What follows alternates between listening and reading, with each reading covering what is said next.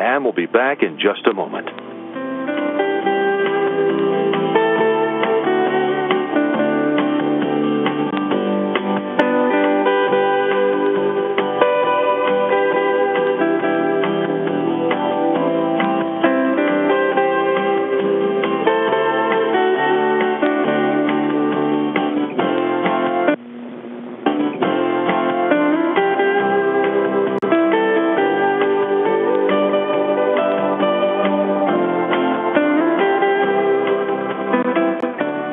For holding. We sincerely appreciate your patience. Please stay on the line and we'll be back in a moment.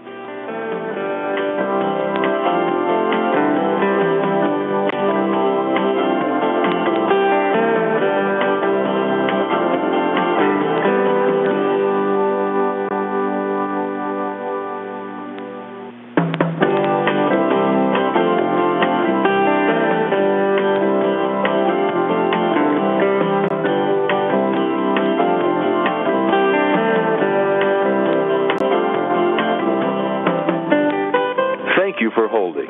We look forward to talking with you soon. Please hold the line, and we'll be right back with you.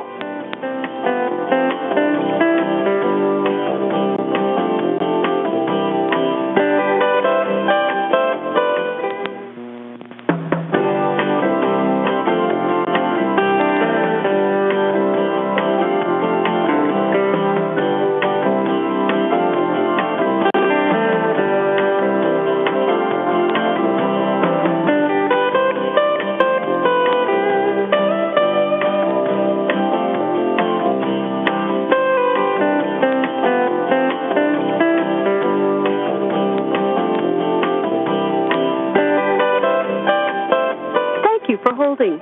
We look forward to talking with you soon. Please hold the line and we'll be right back with you.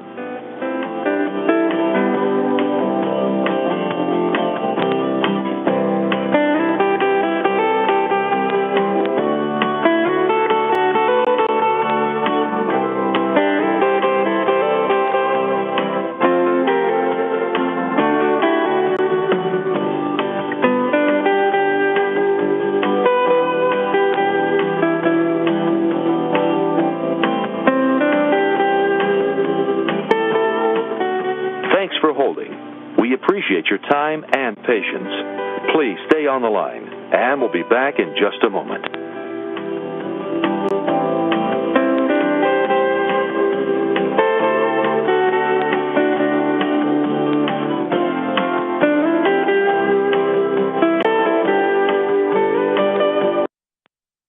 Thanks for holding. We appreciate your time and patience. Please stay on the line, and we'll be back in just a moment.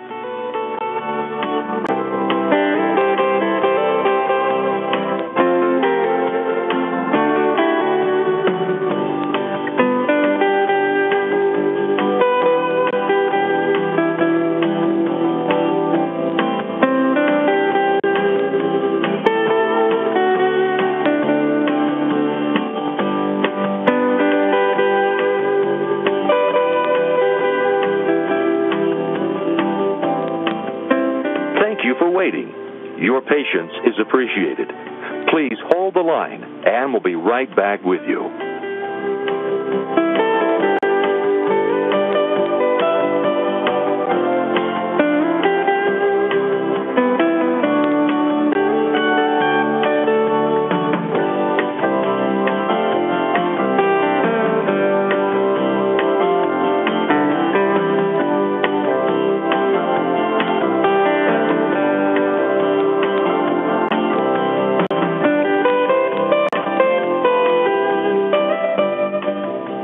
For holding.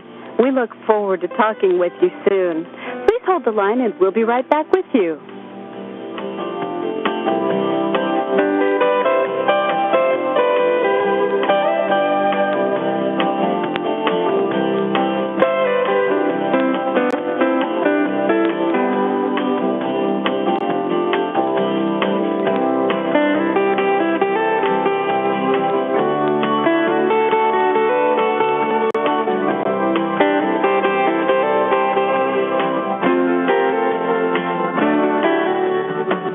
Thanks for holding. We appreciate your time and patience. Please stay on the line, and we'll be back in just a moment.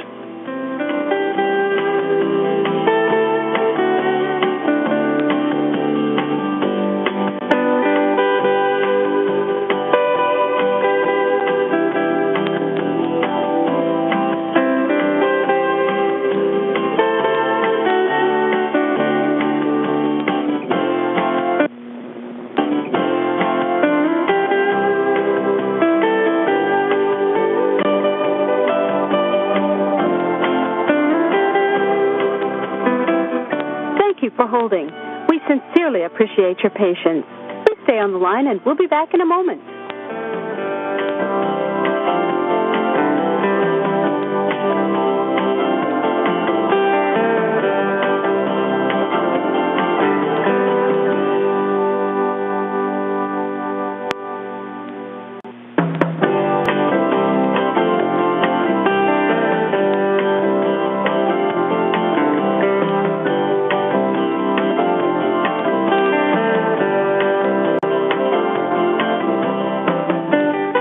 Thank you for holding. We look forward to talking with you soon. Please hold the line, and we'll be right back with you.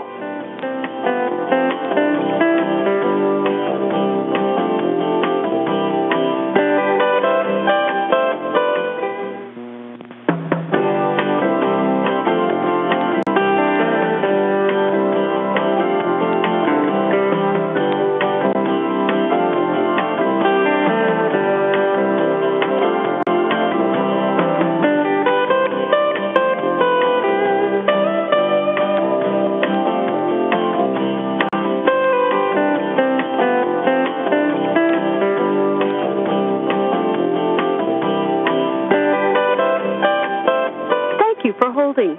We look forward to talking with you soon. Please hold the line and we'll be right back with you.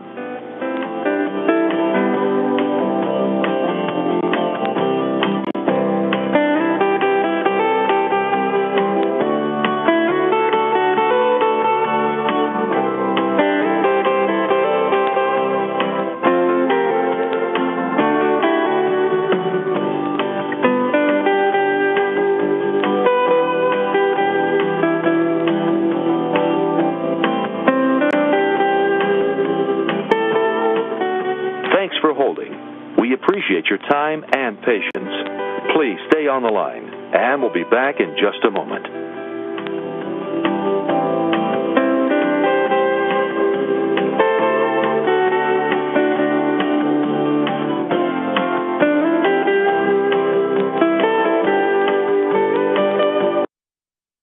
Thanks for holding. We appreciate your time and patience. Please stay on the line, and we'll be back in just a moment.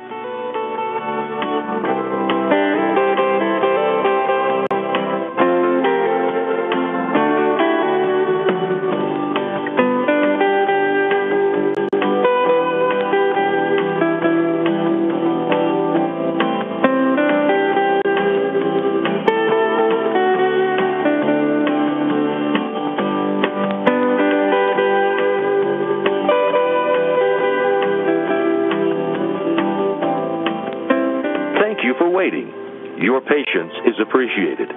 Please hold the line, and we'll be right back with you.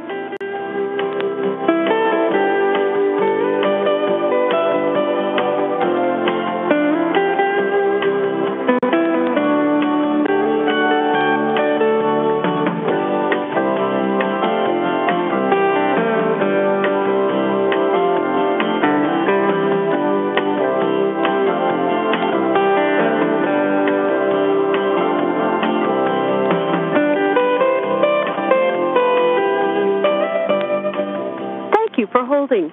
We look forward to talking with you soon. Please hold the line and we'll be right back with you.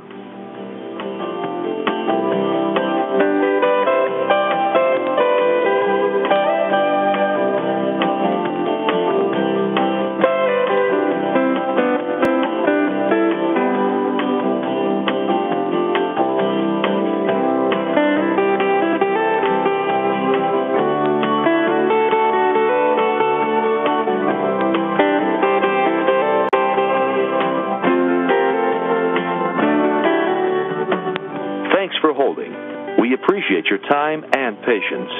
Please stay on the line, and we'll be back in just a moment.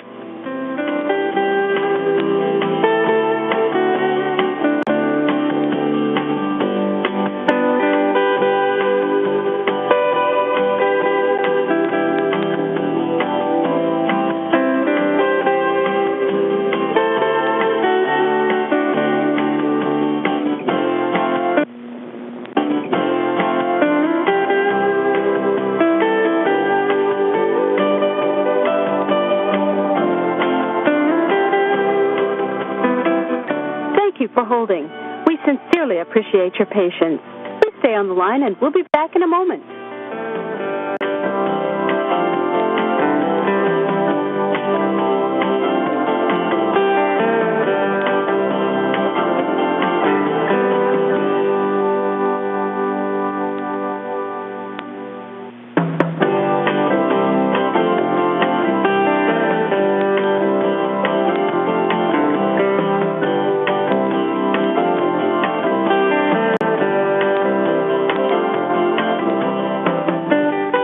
Thank you for holding.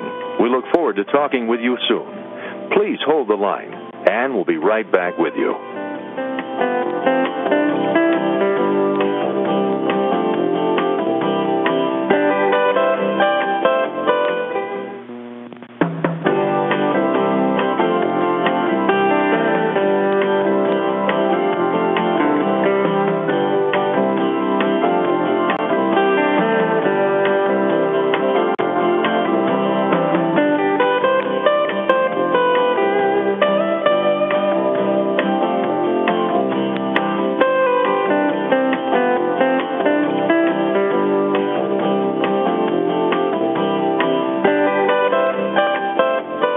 For holding. We look forward to talking with you soon. Please hold the line and we'll be right back with you.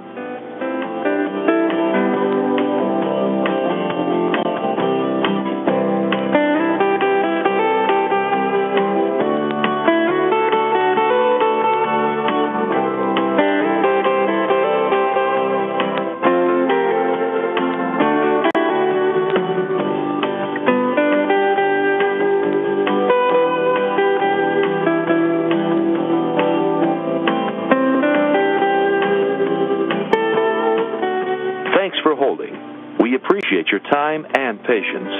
Please stay on the line, and we'll be back in just a moment.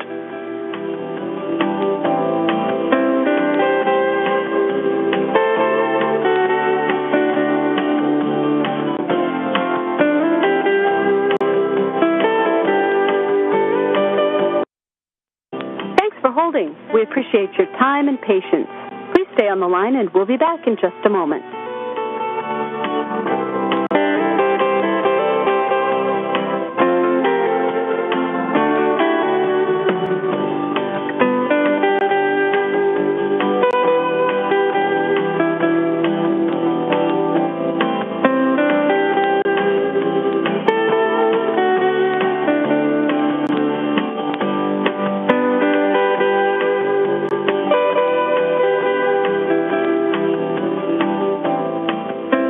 Thank you for waiting. Your patience is appreciated. Please hold the line, and we'll be right back with you.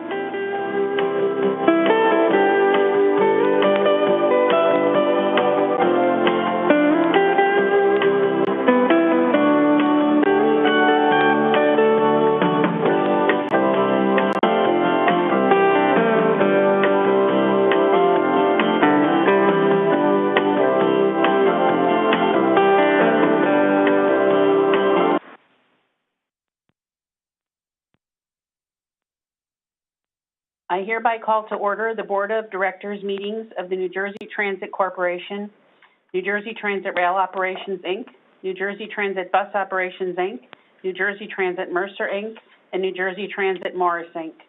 Megan, will you please take roll call? Good evening, Chair Gutierrez, Scacchetti, and board members. I will now take roll call. Board Member Adams? Here. Board Member Doshi? Here. Board Member Gordon? Here. Board Member Morocco? Here. Board Member Nara? Here. Board Member Spalla, Here. Board Member Giblin, Here. Vice Chair Fulton, Here. Chair Gutierrez-Scacchetti. Here. This is a meeting of the New Jersey Transit Corporation and its affiliates and subsidiaries. Adequate notice of this meeting has been provided in accordance with the Open Public Meetings Act and NJ Transit's enabling legislation. Notice was filed on March 8, 2022 with the Secretary of State and sent to newspapers of general distribution, posted in the main entrance of NJ Transit's headquarters, published on the corporation's website, and sent to each individual, agency, and organization that requested such notice.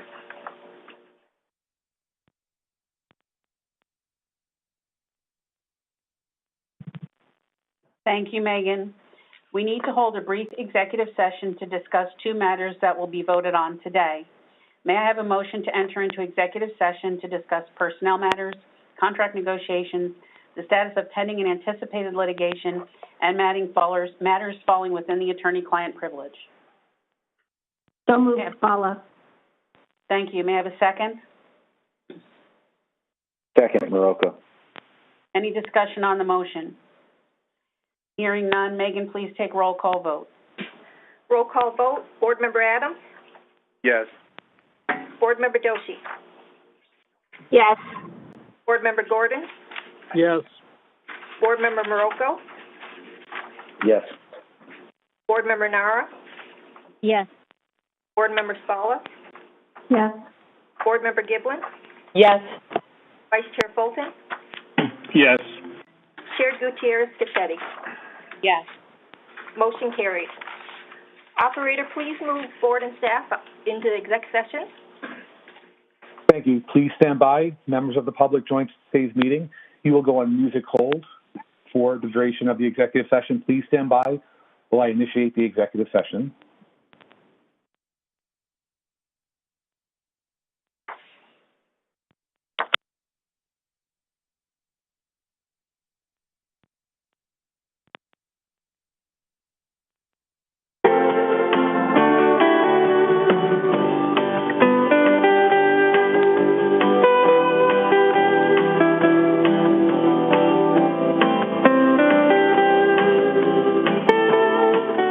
Thanks for holding. We appreciate your time and patience. Please stay on the line, and we'll be back in just a moment.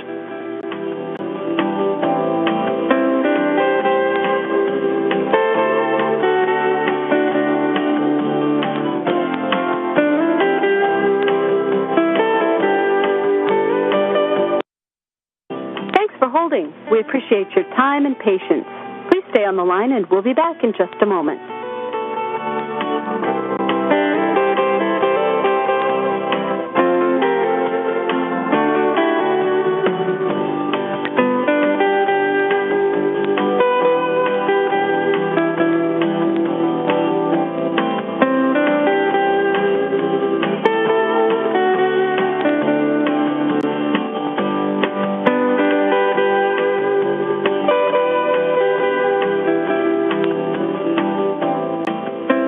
Thank you for waiting. Your patience is appreciated. Please hold the line, and we'll be right back with you.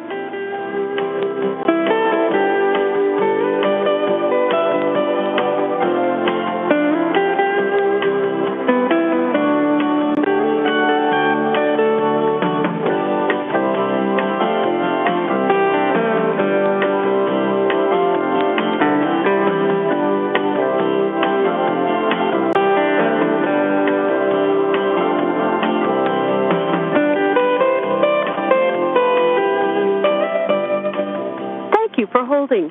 We look forward to talking with you soon. Please hold the line, and we'll be right back with you.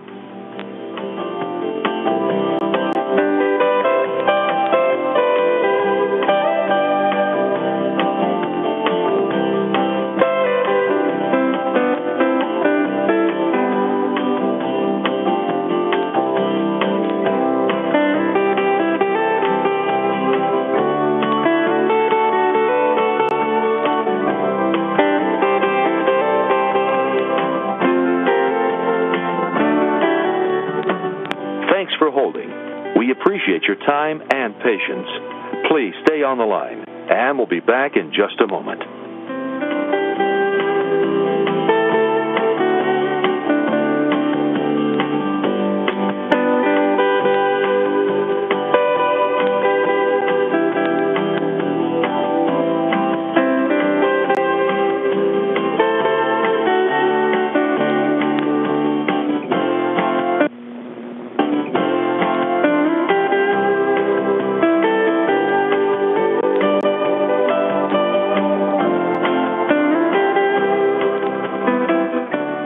For holding.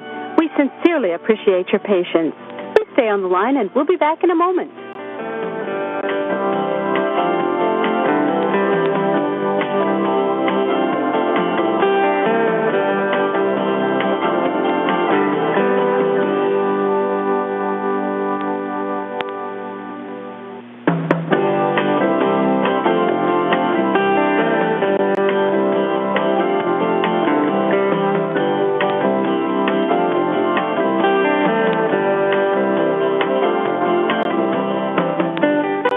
Thank you for holding. We look forward to talking with you soon. Please hold the line, and we'll be right back with you.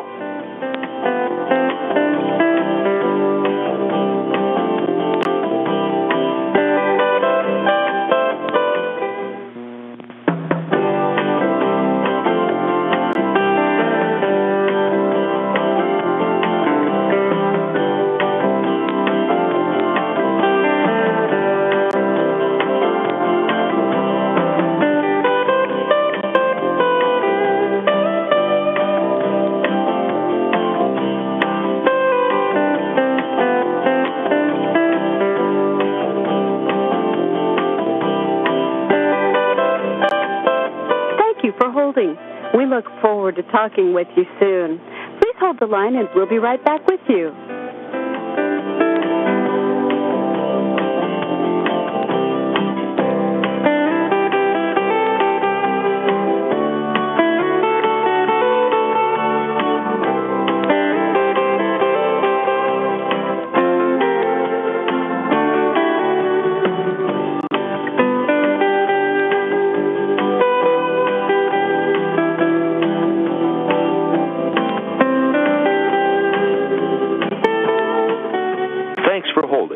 We appreciate your time and patience.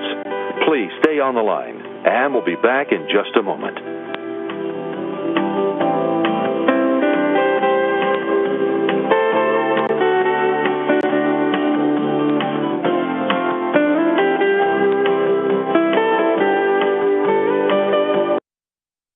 Thanks for holding. We appreciate your time and patience.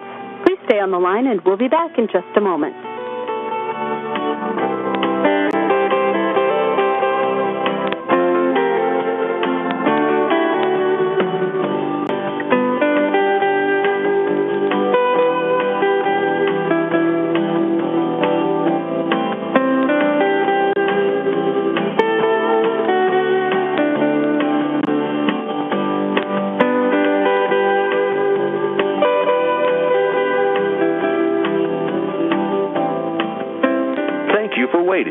Your patience is appreciated. Please hold the line, and we'll be right back with you.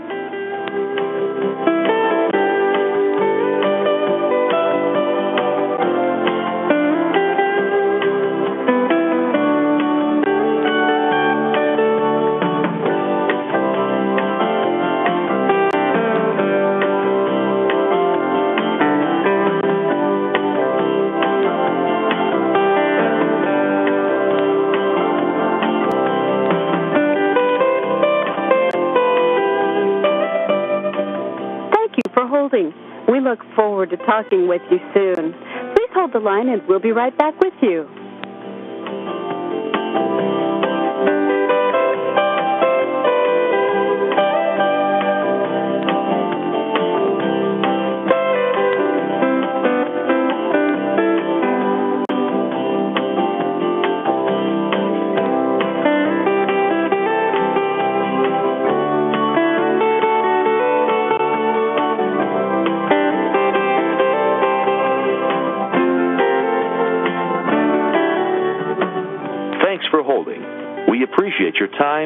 patience. Please stay on the line, and we'll be back in just a moment.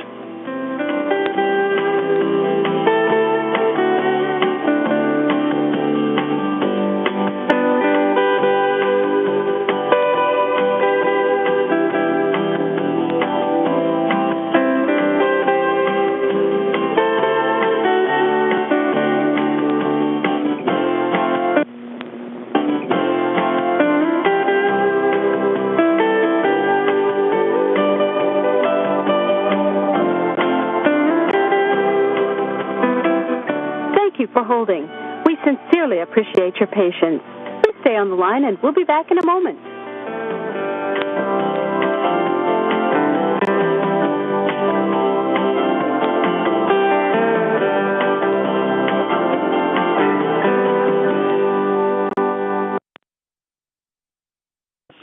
Good evening, ladies and gentlemen. Thank you for dialing in to the New Jersey Transit monthly board meeting.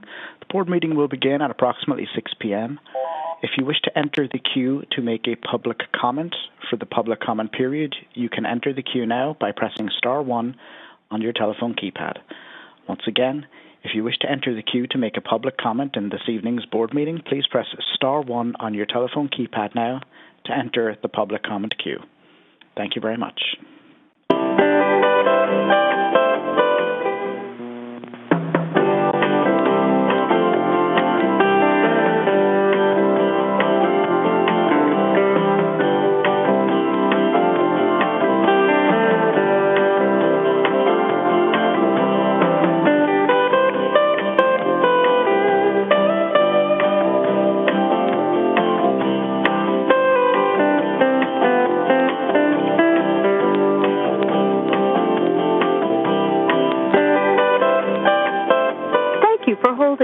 We look forward to talking with you soon.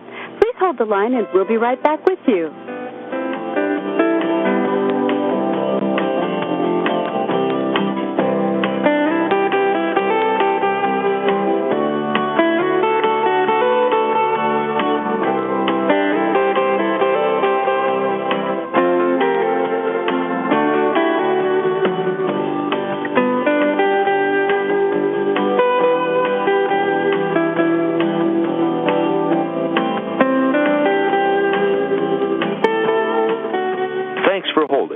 We appreciate your time and patience.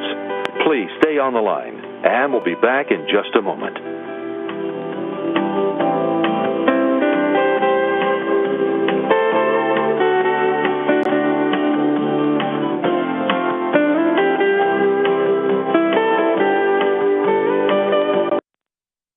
Thanks for holding. We appreciate your time and patience. Please stay on the line, and we'll be back in just a moment.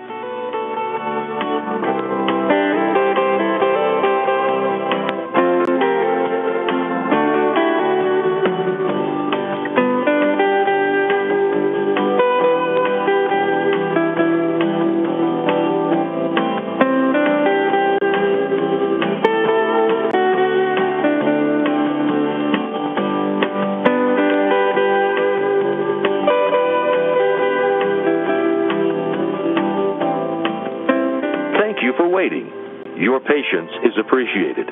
Please hold the line, and we'll be right back with you.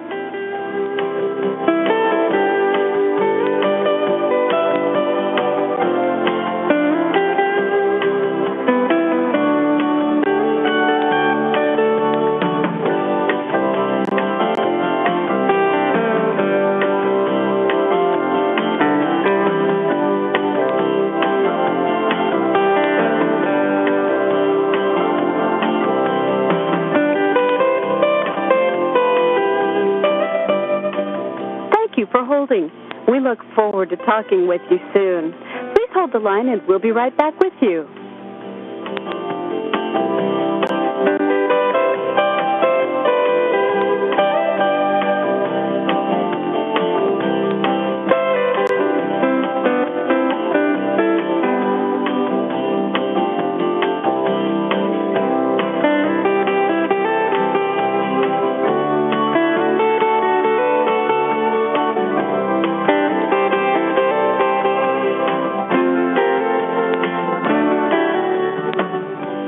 Holding.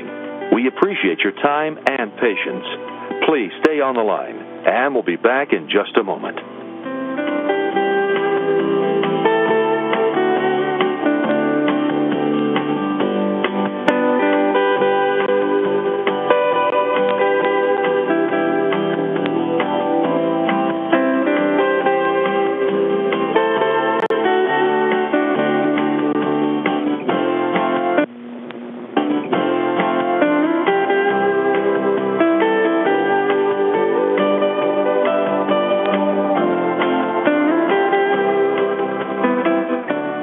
For holding.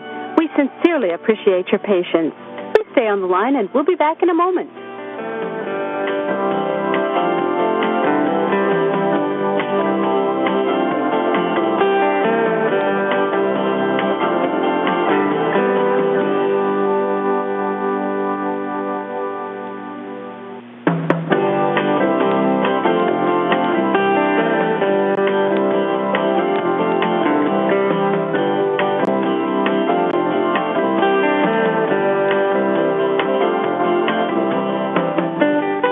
Thank you for holding.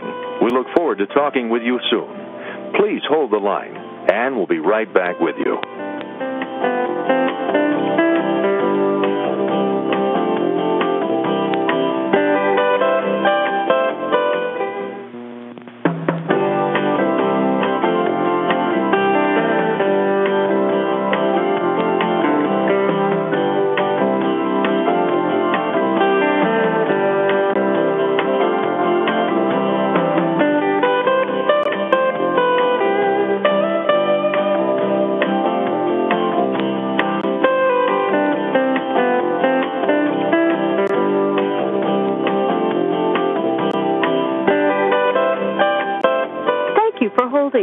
We look forward to talking with you soon.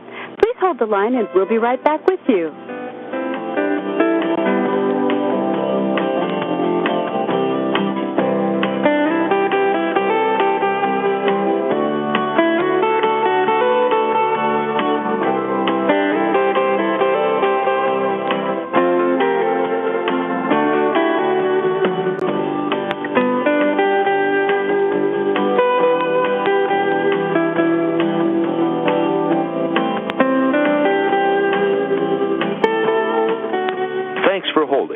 We appreciate your time and patience.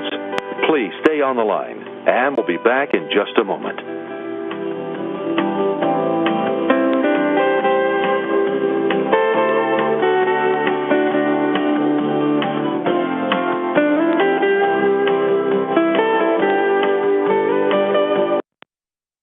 Thanks for holding. We appreciate your time and patience.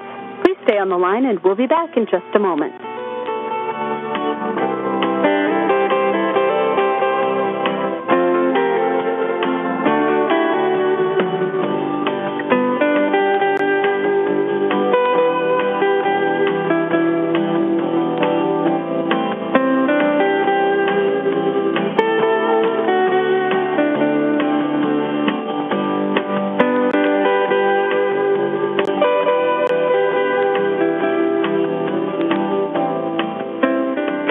Waiting. Your patience is appreciated. Please hold the line, and we'll be right back with you.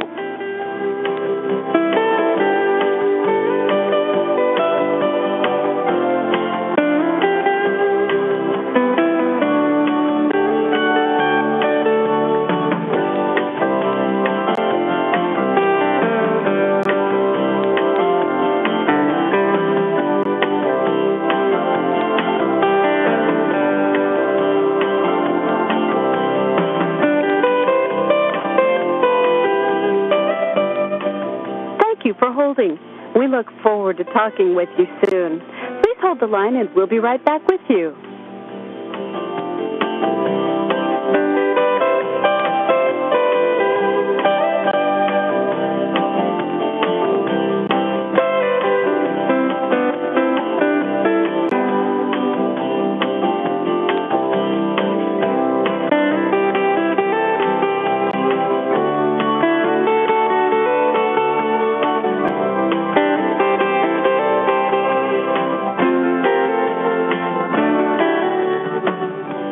Holding. time and patience. Please stay on the line, and we'll be back in just a moment.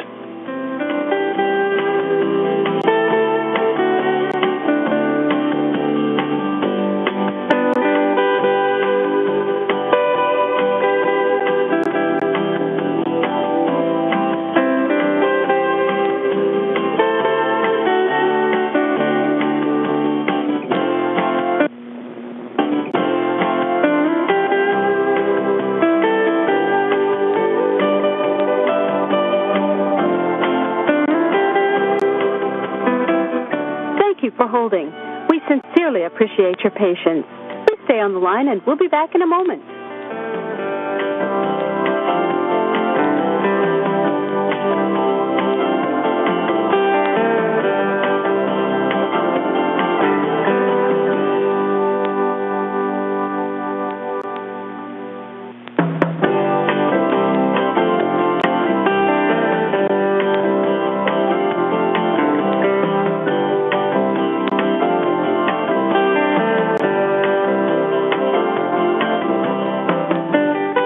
Thank you for holding. We look forward to talking with you soon. Please hold the line, and we'll be right back with you.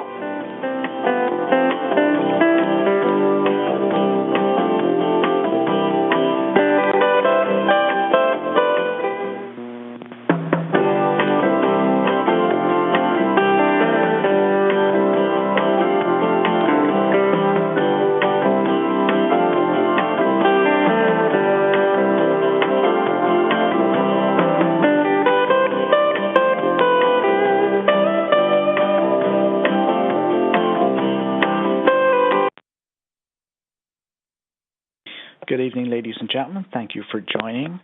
The New Jersey Transit Board meeting will begin at approximately 6 p.m. If you wish to enter the queue early to make a public comment, you can do so now by pressing star 1 on your phone. Once again, if you wish to enter the queue to make a public comment, you may do so now by pressing star 1 on your phone. The board meeting will begin at approximately 6 p.m.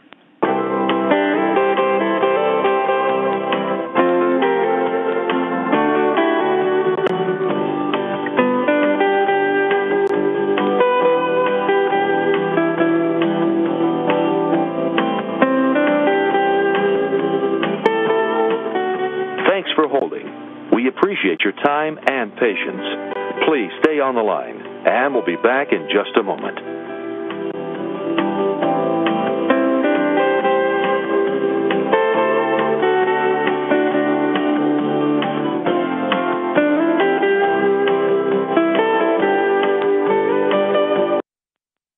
Thanks for holding. We appreciate your time and patience. Please stay on the line and we'll be back in just a moment.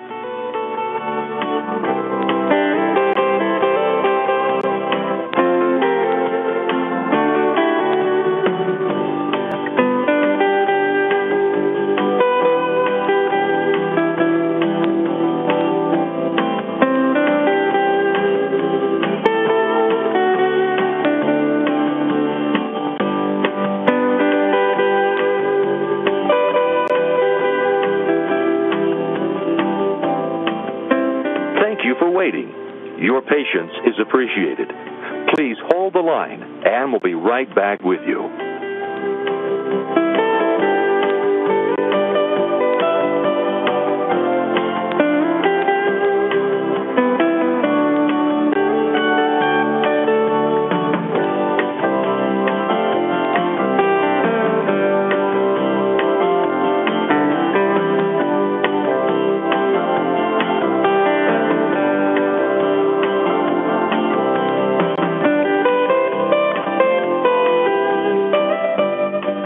Thank you for holding. We look forward to talking with you soon. Please hold the line and we'll be right back with you.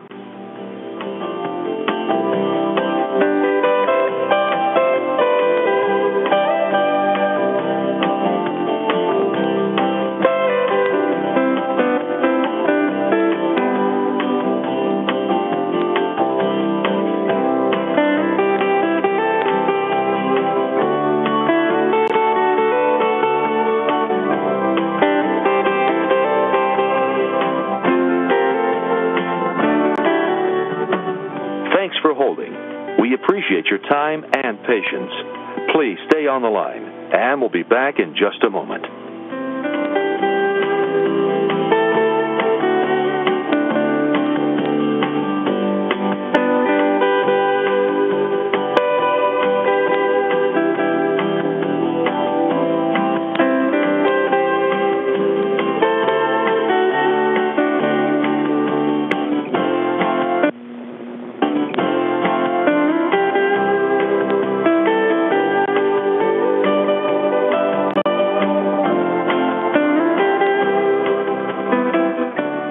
For holding. We sincerely appreciate your patience. Please stay on the line and we'll be back in a moment.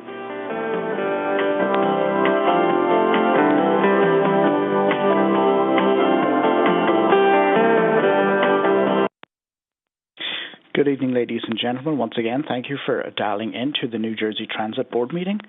If you wish to enter the queue to make a public comment at this time, please press star 1 on your phone at this time.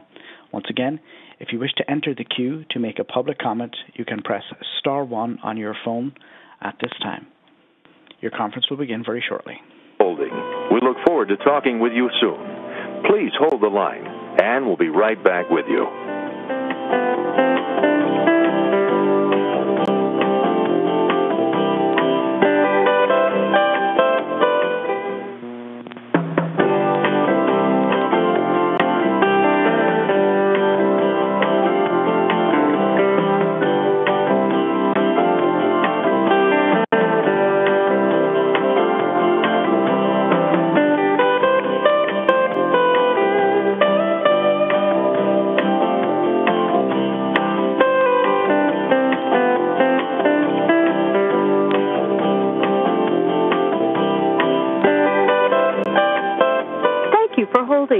We look forward to talking with you soon. Please hold the line and we'll be right back with you.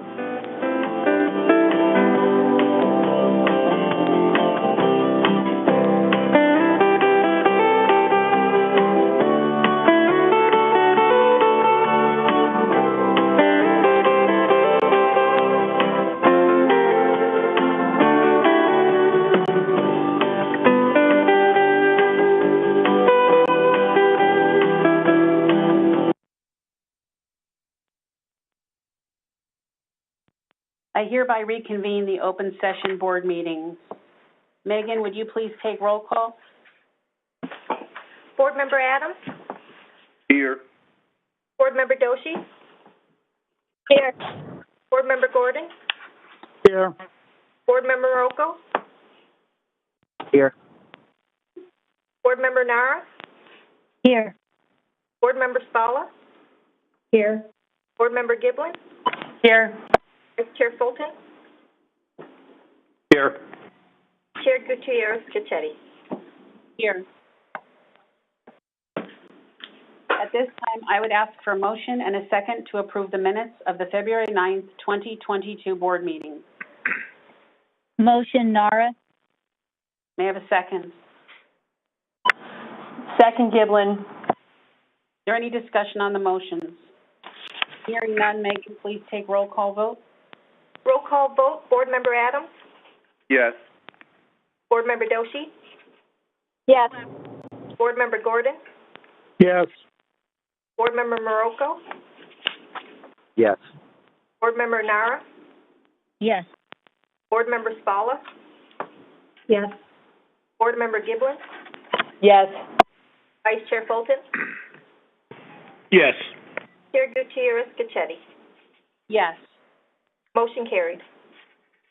At this time, I call on Kevin Cordabit, President and CEO of New Jersey Transit, to present his monthly report.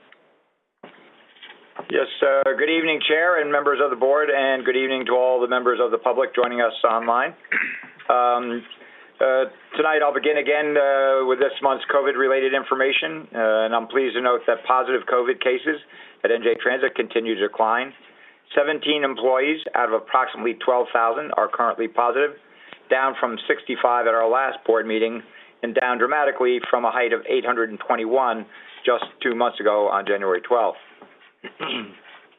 I'd also like to note that Governor Murphy lifted the mask mandate for state employees or people visiting state offices effective today.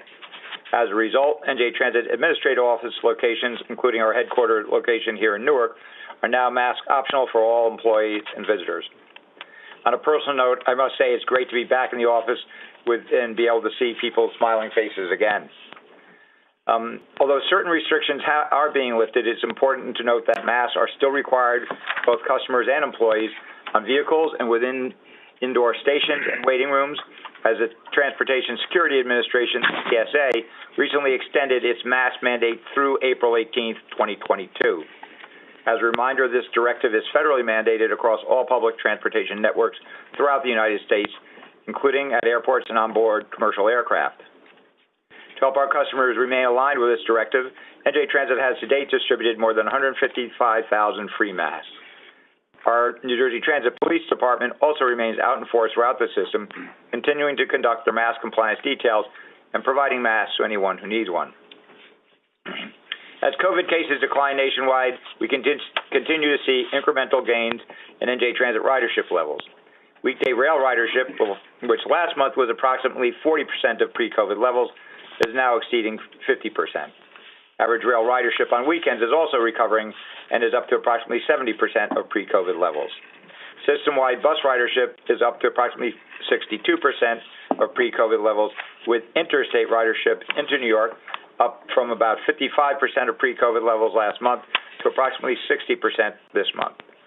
North Jersey intrastate or local bus service within New Jersey is up to a little over 70% of pre-COVID levels. Light rail ridership is holding steady at approximately 70% of pre-COVID levels.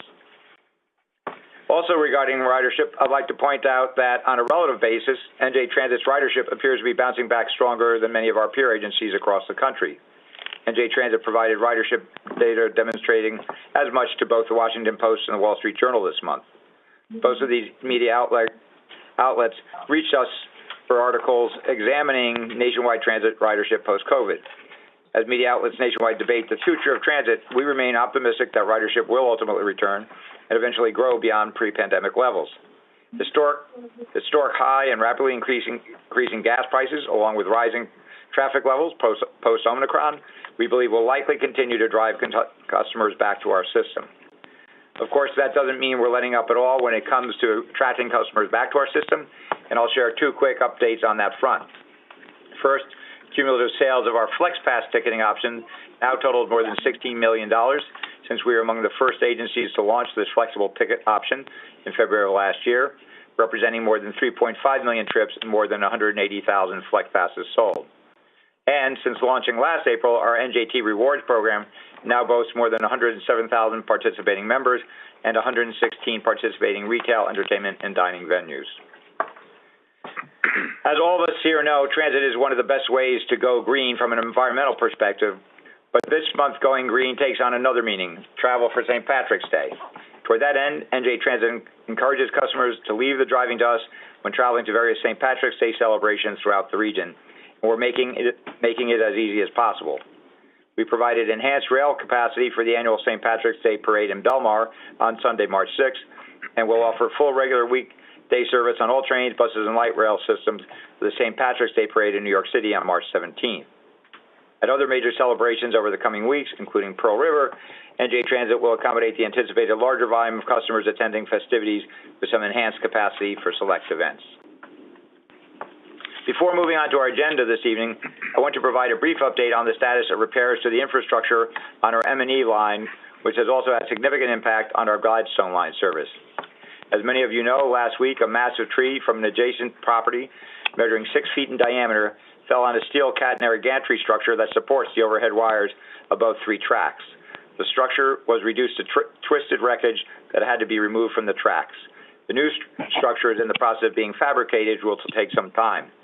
While crews have made substantial progress under some incredibly difficult conditions, heavy winds from this weekend's storm further delayed restoration of the M&E line, as another downed tree caused additional damage to approximately 1,500 feet of overhead wires near Mountain Station in South Orange. As a result, M&E service has been operating on a modified schedule between South Orange, New York, and Hoboken since last Wednesday. We have maximized travel alternatives for affected customers by cross-honoring M&E and Gladstone branch tickets and passes on the Raritan Valley line and on the Montclair-Boonton line, where we have enhanced service. We have also offered cross-honoring on NJ Transit and private carrier buses.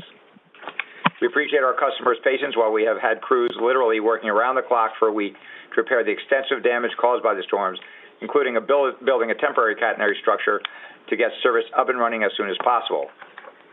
The good news is that as a result of these efforts, beginning tomorrow, we will restore weekday service on the entire M&E line with the exception of selected trains, and will resume service on the Gladstone branch between Gladstone and Summit on a modified schedule. The schedules were still being finalized at the start of this meeting, and if they are not already finalized, they will be a little later this evening and available on our website. While credit for the work to restore the service belongs to so many on our rail team, I want to take a moment to recognize a few individuals who have been on the scene every day since last Monday. I want to especially thank Lisa Fanning, our Deputy General Manager of Rail Infrastructure Engineering, Robert Sweet, our Senior Director of Rail Infrastructure Engineering, and Dave Lovitz, our Division Engineer.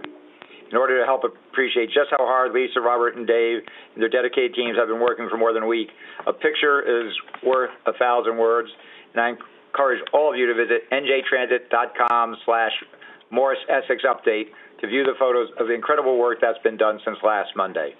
In addition to the work photos, this page will also contain the most up-to-date service information for M&E and Gladstone Line customers until all the work is completed and service is fully restored.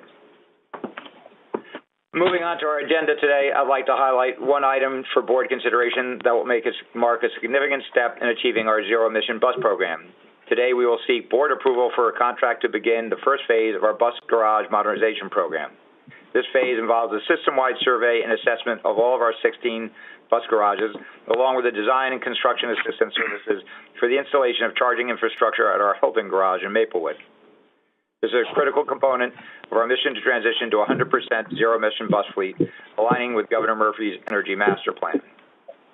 This month, we have updates and improvements to report regarding both our infrastructure and our people.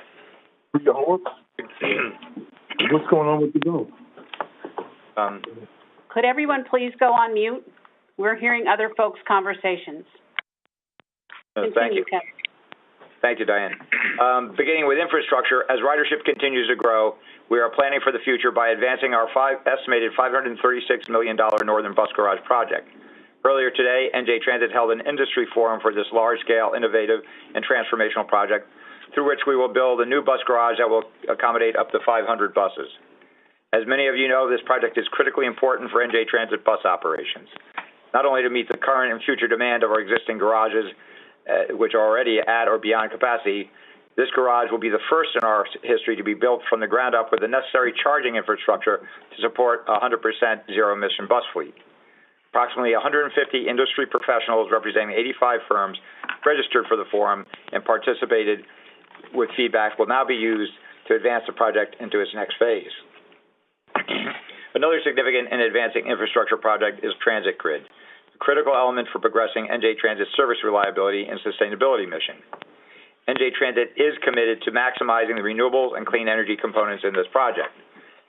You'll recall the board chair established the Energy and Sustainability Board Committee, and we also have remained regularly engaged with external stakeholders since we committed to reimagining this project back in October of 2020.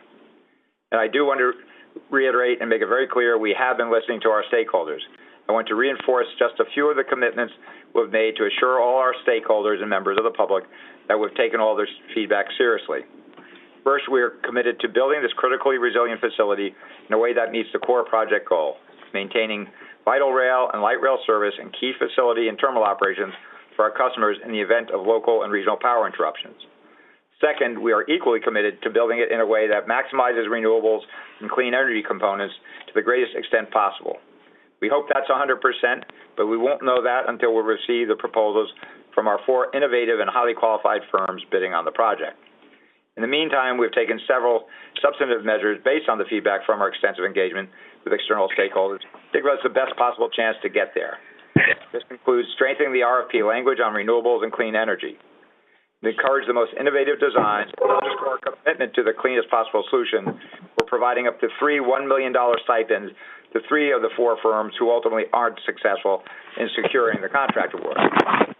Scoring criteria for proposal submissions is weighed heavily on the level of renewable and clean energy components incorporated in the design. And NJ Transit has hired a renewable energy consultant, expert in the field, that not only helps strengthen the RFP, but will continue to help guide the process until the successful bidder is identified. We have heard from several of our stakeholders that solar is the only solution. We want to make clear that we're open to all forms of clean energy, including solar, which is precisely why NJT did not prejudice the responses to the RFP with a specific renewable energy source. As stewards of public dollars and needing to reliably provide service to hundreds of thousands of customers each day, NJ Transit must be open-minded. We have to be agnostic about the potential technology solutions and open to whatever new pathways the proposers may bring to us. We want the most innovative and cleanest design possible from our bidders. And if that can't be 100% on day one, then it must be designed to transform to 100% as expeditiously as possible and to align with Governor Murphy's Energy Master Plan. The bottom line is we share the goals of our stakeholders, and that's why we need to allow the procurement process to run its course and have the opportunity to review the 4 proposals from our bidders before prejudging the outcome. I remain very optimistic that the bids we receive will enable us to concretely maximize the use of renewables and clean energy on this project to the greatest extent possible. I'm also pleased to note that NJ Transit is being recognized externally for some of our high-profile customer-facing infrastructure projects. I was honored to be on hand last month to accept 3 awards from New Jersey Alliance for Action, one of the foremost industry organizations in New Jersey. At the Alliance's annual construction awards ceremony, I represented our organization to accept awards for our work to advance the Portal North Bridge Replacement Project and station reconstruction and rehabilitations at Perth Amboy and Lyndhurst stations. We are very proud that Alliance for Action has recognized the caliber of the work of these 3 critical capital projects, and we thank NJ Alliance for Action President Jerry Keenan, Senior Vice President Chris Harmon, and everyone at the Alliance for their honor. Many New Jersey transit infrastructure projects are also advancing in Hoboken. In that context, on March 8th, we co-hosted an open house with the developer Elcor to provide updates on our Hoboken Yard redevelopment plan, which includes the ferry terminal building in Warrington Plaza, as well as other real estate developments. NJ Transit has nearly $500 million in improvements projects underway in Hoboken, including our $195 million long slip project, now nearing the 2nd phase of construction, which includes the addition of 3 ADA accessible platforms to support 6 new tracks and other amenities. Moving on to people, on the people side of our business, last month I noted the promotion of Jim Cincaglia to lead our rail operations, and rounding out of his team with promotions of both Fred Chittister to oversee rail equipment maintenance and James Vine to lead rail labor relationships, along with John Kirby's selection to Railway Age's Fast Trackers 25 under 40 list for 2022. This month, I'm pleased to quickly follow up to let you know that John Kirby has now been promoted as well and will be moving into Fred's previous role as Senior Director of PTC Coordination.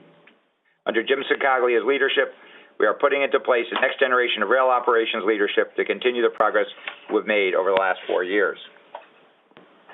To wrap up today, I'd like to know how pleased I was to join Governor Murphy at a press conference on February 28th at our Glen Ridge Station. There we were joined by Lieutenant Governor Sheila Oliver, Essex County Executive Joe DiVincenzo, and other officials to celebrate the fact that Governor Murphy's fiscal year 2023 state budget once again includes no fare increases for NJ Transit customers. That's 5 straight years without an increase under Governor Murphy's administration, all while delivering improvements in safety, service, reliability, and the overall customer experience, and continue to operate full service amid the pandemic. I was proud to stand alongside of the governor to share all of NJ Transit's progress over the past 4 years without doing so on the backs of our commuters. As I said at the press conference, everyone at NJ Transit knows there's still much more to be done. And to be clear, we're not letting up until we're consistently delivering the world-class service our customers deserve. With that, Chair, I conclude my remarks and turn the floor back to you. Thank you, Kevin. Operator, we would like to open the floor to public comments. Can you please provide instructions for entering the queue to make a public comment? Certainly. Ladies and gentlemen, the floor is now open for public comments. If you would like to make a public comment, please press *1 on your telephone keypad to enter the queue. You will hear a brief tone to indicate you have successfully entered the queue. Priority access will be given to any participant who has pre-registered, and these comments will be taken in turn. We will then take public comments from remaining participants on a first-come, first-served basis. Each person will have 3 minutes for their public comment. A warning will be provided with 1 minute remaining and again with 15 seconds remaining. Once again, please press star 1 on your telephone keypad now to enter the queue to make a public comment. Please stand by a moment. We currently have 22 participants in the queue to make a public comment today. The first comment today will come from Congressman Gottheimer. Congressman, your line is open. Please go ahead. Thanks so much. Good evening, and thank you so much for the opportunity to speak. I'm Congressman Gottheimer, Josh Gottheimer, representing New Jersey's 5th Congressional District, comprised of parts of Sussex, Warren, Bergen, and Passaic counties. I'm here tonight to share my support for the Lackawanna Cutoff Restoration Project and for moving forward expeditiously with awarding a bid for the Roosevelt Tunnel project. The Lackawanna Cutoff Restoration Project will benefit thousands across North Jersey, returning long-needed commuter rail service to customers from Port Morris Junction to Andover. The project will improve convenience and travel times for residents in Sussex and Warren counties heading to and from Hoboken Terminal via New Jersey Transit Regional Rail, and also provide transportation capacity to support population and employment growth in the region. And of course, an expanded transit network will reduce vehicle emissions and pollution from fewer cars on the road. The bottom line is this project will improve the quality of life for many North Jersey residents. Unfortunately, this project has been subject to repeated delays and uncertain timetables with regulatory hurdles, property disputes, and interagency negotiations over the last 15 years, with no construction having occurred on the project since 2012. These delays are regrettable given that Amtrak's Corridor Vision Plan, released in May 2021, of expanding service beyond the Lackawanna Cutoff to Scranton, Pennsylvania, is estimated to generate $87 million in annual economic activity, plus $2.9 billion from one-time investments along the corridor. To help get this project moving, the historic bipartisan infrastructure bill, which I played a key role in helping shape and pass, will deliver critical federal investment to New Jersey.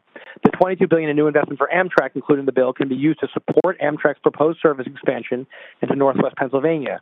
New Jersey will claw back about $4.5 billion over 5 years to improve public transportation options, a 37% increase in the first year compared to previous transit funding levels. This investment can be used for future phases of the Lackawanna Cutoff Restoration Project. With the bids for the Roosevelt Tunnel submitted and momentum on our side, I strongly urge you to award this contract as soon as possible. Doing so will bring significant benefits to the region's residents. With historic investments available for public transportation in New Jersey and across the country, now is the time to move forward. Thank you so much for your time and efforts on this project, for your ongoing commitment to public transportation in New Jersey.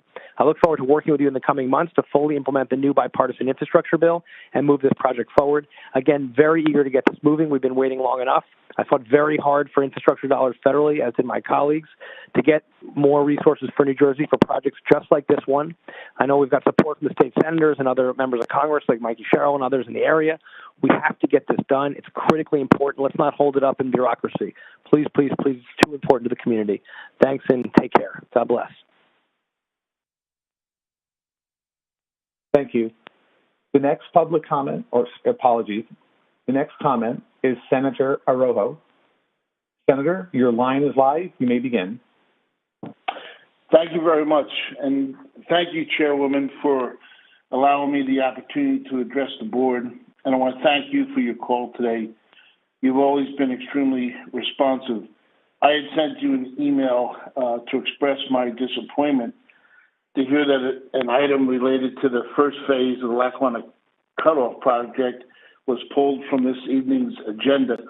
And similar to Congressman Gottheimer's comments, I want to thank the congressman as well as the Congresswoman Mikey Sherrill, because we've been working extremely hard on this.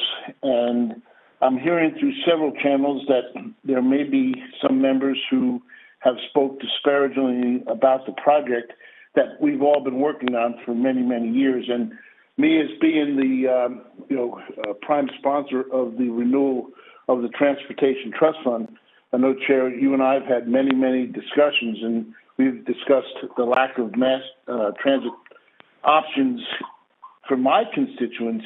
And I know you appreciate the value of the project for my local area. Just a little background, I was an 18-year commuter from this area into New York City. And I can tell you the lack of mass transit out here, even though my constituents pay significantly into the Transportation Trust Fund, we lack any very much, mass transit options. Very, very little, no rail service at all. Obviously, we had New Jersey Transit that I took on a bus. So I took the 194 route many times. And I just wanted to mention, I also heard that if this project was canceled, there's been a significant amount of money, the federal money that was already been spent, that there may be a possibility that that would have to be reimbursed to the federal government. So needless to say, I was very upset when I heard that it had been pulled. Chairwoman, I want to thank you very much for, giving me a call today. As I said, you've always been extremely responsive. I really appreciate the opportunity to address the board. Any board members want to come out and visit our office, I'm sure Congressman Gottheimer and myself and Congresswoman Mikey Sherrill would love to show any of the board members the lack of mass transit that we have out here, but also the fact that how much of the money gets put into the Transportation Trust Fund from the people who are driving out here all the time, and having the option for rail service would be extremely important. So, Madam Chair, I want to thank you as always for your attention and for allowing me to address the board. Thank you very much. Thank you. The next comment today is coming from Mayor Thomas Walsh. Mayor, your line is live. Please go ahead. Thank you. Good evening, Chairwoman and members of the board. My name is Thomas Walsh, and I serve as the mayor of Andover Township, and have served as an elected official of Andover Township for 16 of the last 17 years. I am here today to discuss the status of the Lackawanna Cutoff Project. The project, which is one that is essential not only to Andover Township, but also to the residents of Sussex County, is one that I have been monitoring, and Andover Township has been very supportive of the fact that it will also have a station located within our community. We have welcomed New Jersey Transit and its efforts to proceed with this project. In fact, in 2016, I came before the board because there was a land acquisition issue where transit and a private landowner were at an impasse. In order to resolve this impasse, Andover Township moved forward and negotiated and signed a contract, which they are now closing on to acquire the property in question, to be certain to ensure that this project will not be further delayed.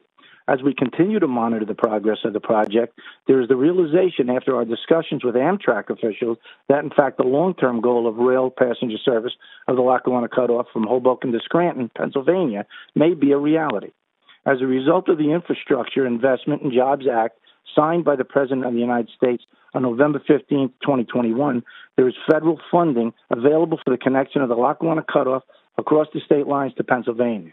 As I think we would all agree, this would be an enormous incentive and boost for our economy and our region's infrastructure passenger service if this plan can move forward. Even more noteworthy is that this is a unique one-time opportunity for residents of the state of New Jersey to receive 75% federal funding for this extension from what would be passenger service across state lines into Pennsylvania. As we have been closely working New Jersey Transit officials, we were anticipating that this evening a significant design build contract would be awarded, which would be a great step forward, great step toward the completion of the Lackawanna Cutoff project. At the moment, the tracks have been dormant for nearly 10 years. The remaining infrastructure is what awaits. We are grateful for the fact that this project is one that has been earmarked by New Jersey Transit and that it provides additional travel options for travelers beyond trying to avoid highway congestion in the region. In addition, New Jersey Transit finds that it will improve convenience and travel time to customers to Sussex and Warren counties and New Jersey Transit Regional Rail via Hoboken Terminal.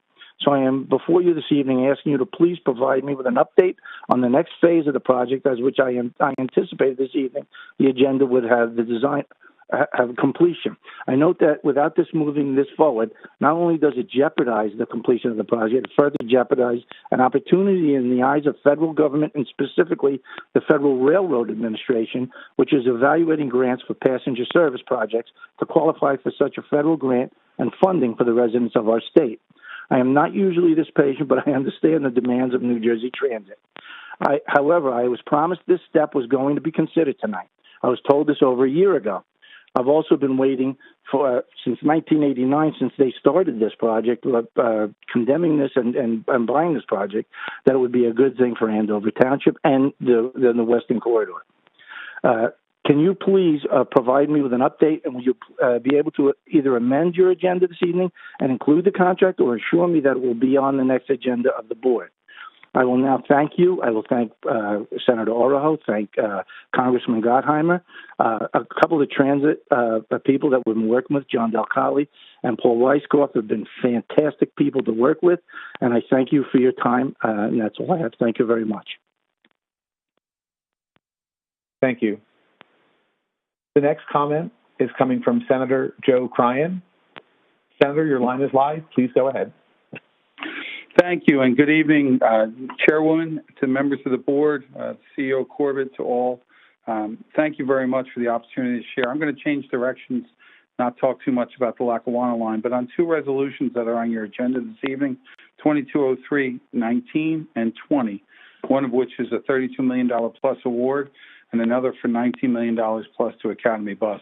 I want to take a moment before I begin just to say thank you. The work that's been achieved by New Jersey Transit shouldn't be lost in the comments I'm about to make, and I'm well aware of the progress, whether it be the incredible completion on PTC, in my view, an incredible response on coronavirus and the safety of passengers, the stronger on-time performance that we see, and as was mentioned earlier, the fifth straight year of no fare increase are all items that New Jersey Transit can be proud of. Tonight, however, I do want to switch gears and point to a case that was recently settled, as you all know, a month or so ago. In the words of Acting Attorney General at the time, Andrew Bruck, a multi-year, multi-million-dollar fraud that was extended, not only perpetrated upon the good folks of New Jersey Transit, but most importantly, the folks who ride New Jersey Transit. In 2016 alone, 13,234 trips were missed by Academy Bus. And how do we know that? We know that because they kept two sets of books, the real numbers and then the adjusted numbers, which they reported to. They admitted to fraud, settled for, in my view, as a senator whose constituents rely on bus as much as any others in the state of New Jersey, continue to rely on this idea that missed trips somehow are only worthy of a fraud settlement is, in my view, almost unconscionable. It is unconscionable. And I thought that the decision made to not charge people criminally was a mistake. I still do. And frankly, I'd like to almost see an investigation. Frankly, I would like to see an investigation into the settlement of this. That's how offended I am. But as I think about folks standing by the side of the road, I wonder if they would be satisfied if I told them that the settlement includes something like a certification from a senior VP of Academy Bus. You know, we promised this time it's correct. The independent integrity oversight monitor, I'm not sure that could be in place so quickly. New policies on missing trips and some of the other things that are actually in the settlement, besides the actual financial settlement of $20 million, $20.5 million. It's not acceptable. And to the board and to all those who care about those folks who stood and waited for nothing and no one to come, I think we got to keep those folks in mind and have some dignity to their performance and to what they waited for as residents of the people, as residents of the state of New Jersey. I'm proud of this whistleblower, Hector Peralta. I need to mention the fact that him coming forward and all the work that he put forward allowed this to come to light. But I think that this, frankly, terrible settlement should not be recognized tonight by awarding Academy Bus these two high-value contracts that, in essence, dismiss the spirit of this case literally a month after the settlement. I think we should look for stronger. You all can have that opportunity in New Jersey Transit as its leadership. Look for stronger enforcement, stronger penalties, and ways to, in fact, protect the integrity of New Jersey Transit and its contracts in a stronger and better way in the future. And I'd ask, if you're uncomfortable with this, and I know Academy Bus has a strangle line on a lot of different bus routes, remember the commuter. 13,234 trips missed. Remember those folks as you make that decision tonight, whether to award or not. And I would strongly, strongly urge you, on behalf of those folks and the many, many others who were defrauded by this company, I would urge you to select runner-up bids, and continue that in the spirit of what it should be, the spirit of the people who are actually part of this great state of New Jersey. Thank you. Thank you. The next public comment is coming from Loretta Weinberg. Loretta, your line is live and your time will begin now. Thank you very much. In case you might not remember, I am the former senator from District 37 and the co-sponsor, along with your own board member, former Senator Bob Gordon, of the bill which gave accountability and transparency to the New Jersey Transit Board. And so tonight I would like to remind you all that that was the will of the legislature along with the governor of the state of New Jersey. And I would like to identify with each and every one of the remarks made by my colleague, Senator Joe Cryan, just preceding my remarks here. So I would hope that NJ Transit stands up and does not award these contracts to Academy Bus until at least you get a whole series of questions answered publicly. And I'd like to start off by quoting from a news article that appeared about a couple of weeks ago. And in that news article, talking about the award of this contract, and I'm quoting from USA Today Network, New Jersey, revealed that issues with Academy date back to at least 2006.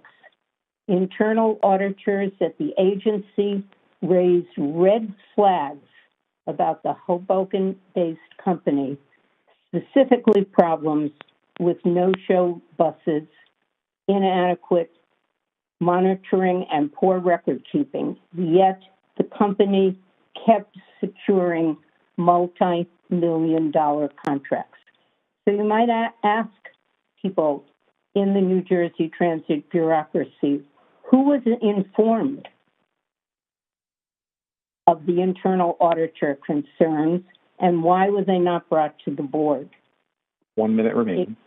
The article goes on to say agency officials dismissed a recommendation from auditors that would have reduced the risk of fraud. And let me point out to you that better training is not the answer. The employees at Academy were trained to keep two sets of books. One, the set of books that actually monitored the real movement of buses, and the second set of books that made up figures. So I think you've got a lot of questions that need answering here. And another major question I'd like to put before the board is what is the timely payments that Academy Bus will be required to make of its 20 million. 15 seconds remaining. What are the timely payments? Are they getting to pay that out over weeks, months, or years in exchange for two contracts worth $50 million that are being awarded today? Thank you very much for your patience. Thank you for your time. And hopefully we will in the not too distant future, see a full New Jersey Transit Board, and that the governor's office will see fit to fill the two openings there. Thank you. The next public comment is coming from Paula Rogovin. Paula, your line is live and your time will begin now. I'm Paula Rogovin from the Don't Gas the Meadowlands Coalition. First, I ask that you allow people to participate in the April 13th meeting at 9 a.m. in person and by phone to have greater participation. Second, members of the media, you always attend these board meetings. I'm counting on you to amplify this message. I'm speaking now to Governor Murphy and to you, members of the board, the New Jersey Transit Board of Directors, and CEO Corbett. Governor Murphy directed the New Jersey Transit to pivot from the proposed gas plant to a renewable energy microgrid to power the trains. Commissioner Scacchetti, then you announced that New Jersey Transit was fully committed to this pivot, and you said publicly, and I paraphrase, Any alternative solution has to pass the Paula test. When Paula's not happy, then and only then can the project move forward. You mentioned my name because you know I was deeply involved in the effort to call for a renewable energy alternative, and that I am passionate about fighting against climate change and for environmental justice. Also, you knew that I was just one among many hundreds of residents who have been deeply involved. New Jersey Transit's request for proposals absolutely does not pass the Paula test. In fact, New Jersey Transit has deceived both you, Governor Murphy, and you, the Board of Directors, by issuing an RFP that pivots back to a gas plant in the floodplain of the Hackensack River, an area that would send multiple deadly pollutants to environmental justice and other communities in the region. We stakeholders tried at last month's meeting and since then to hear a response to our concerns about the RFP. We got promises but heard nothing until tonight. And even tonight is very vague. So much time has been wasted by New Jersey Transit. This great possibility for fighting climate change was sacked in the last RFP. Who did this and why? Please don't let this happen. Investigate who orchestrated this cynical pivot back to the gas plant. Remove them from the transit grid project. Withdraw the RFP now before it's too late and millions of dollars are wasted. Now Mr. Corbett says the RFP will maximize renewables. We don't trust this. We must actually be able to confirm this by seeing it in a new RFP. Put people in charge who will keep your commitment to the renewable energy transit grid. We need a new RFP. Don't leave it up to the bidders to correct this problem. I promise that we will return to the many towns and elected officials who oppose the gas plant. We will petition, we will march, we will picket, we will continue to do whatever is necessary to protect the people of New Jersey from the deceit by NJ Transit from the ravages of fossil fuel pollution. Thank you. Thank you. The next public comment is coming from Ken Dolsky. Ken, your line is live and your time will begin now. Thank you. I'd like to comment on the failure of the Transit Board of Directors to meet its obligation to analyze management's RFP plan for the New Jersey Transit Grid. The Don't Gas the Meadowlands Coalition is calling on the Board of Directors to fulfill its responsibility to hold transit management and leadership accountable for its harmful, destructive, and disastrous decision to build a new gas plant for its transit grid project and the deceitful practices it has employed to support this decision. To date, the Transit Board has supported the RFP decision to build a gas plant with incredibly weak and vague statements such as, we're not looking for an overnight panacea, we're just following the global transition to clean energy, and we're not ready to achieve 100% carbon neutrality. It has never provided a shred of real financial or technical data to support this approach. Instead, it has shown it is either ignorant of the significant problems associated with this decision, or it's unwilling to fulfill its responsibility to challenge transit management on any aspect of this project, or both. If I were a CEO and you gave me those reasons for spending $500 million, I certainly would have zero confidence in you going forward. Yesterday, we sent you a 12-page letter clearly describing all of these problems, and it sounds to me like Mr. Corbett read some of it. In particular, we demand that the board address the following issues with management. Ask for a clear and compelling explanation for excluding a renewable energy proposal for implementation in 2028. We don't want a transition. We want an implementation now. Ask for an assessment of the technical feasibility of renewable energy solutions that could meet transit's needs over the next decade or two versus a gas plant. And most importantly, ask for an analysis that will allow transit to compare the long-term financial benefits and costs of owning a gas plant versus owning a renewable energy plant, including the ability to profitably resell power and other services. Gas power plants will decline in value. Renewable energy power plants will increase in value. You're putting your money in the wrong place. Demand that the RFP require bids on renewable energy solutions that can be implemented now. Require the RFP to even the playing field by providing appropriate support for solar. Assess the cost of a transition after you've already spent your $500 million from the FDA grant. How are you going to pay for this? Stop transit from further damaging its reputation by this string of opaque and deceitful actions, including describing the objectives as being to maximize the use of renewables while hiding behind the 2050 EMP target, never explaining why it prefers a gas plant, and slanting the playing field.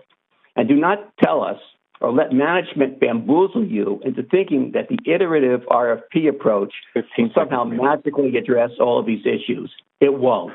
Thank you very much. Thank you. The next public comment is coming from Samantha DeFalco. Samantha, your line is live and your time will begin now. Hi, good evening. My name is Samantha DeFalco, and I'm commenting on behalf of Food and Water Watch and our 70,000 members and supporters across New Jersey. I want to echo the sentiments expressed by the two previous speakers and call for New Jersey Transit to fix the RFP for the Transit Grid project. It's clear that with the RFP as it is, the only solution that the bidders will be able to provide is one that involves a gas plant. We must drop the requirement for the microgrid central facility, and we must provide information about solar siting, so that way bidders can submit design proposals that can work now in a way that maximizes renewable energy. We cannot push this down the road for another administration to deal with. If we don't change this, we're going to wind up in a situation a year from now where the bidders will have to submit their designs, and they're not going to be able to have submitted something that involves a renewable plant. We're going to have designs that at the center involve a gas plant, and at that point, you'll have spent the $1 million for each of the bidders, and we won't have gotten anywhere from where we were a year ago. So calling on you to, fix this RFP. We have not had dialogue on this project. We were not provided with answers at either the stakeholder meeting that was held in February or at the energy and sustainability meeting.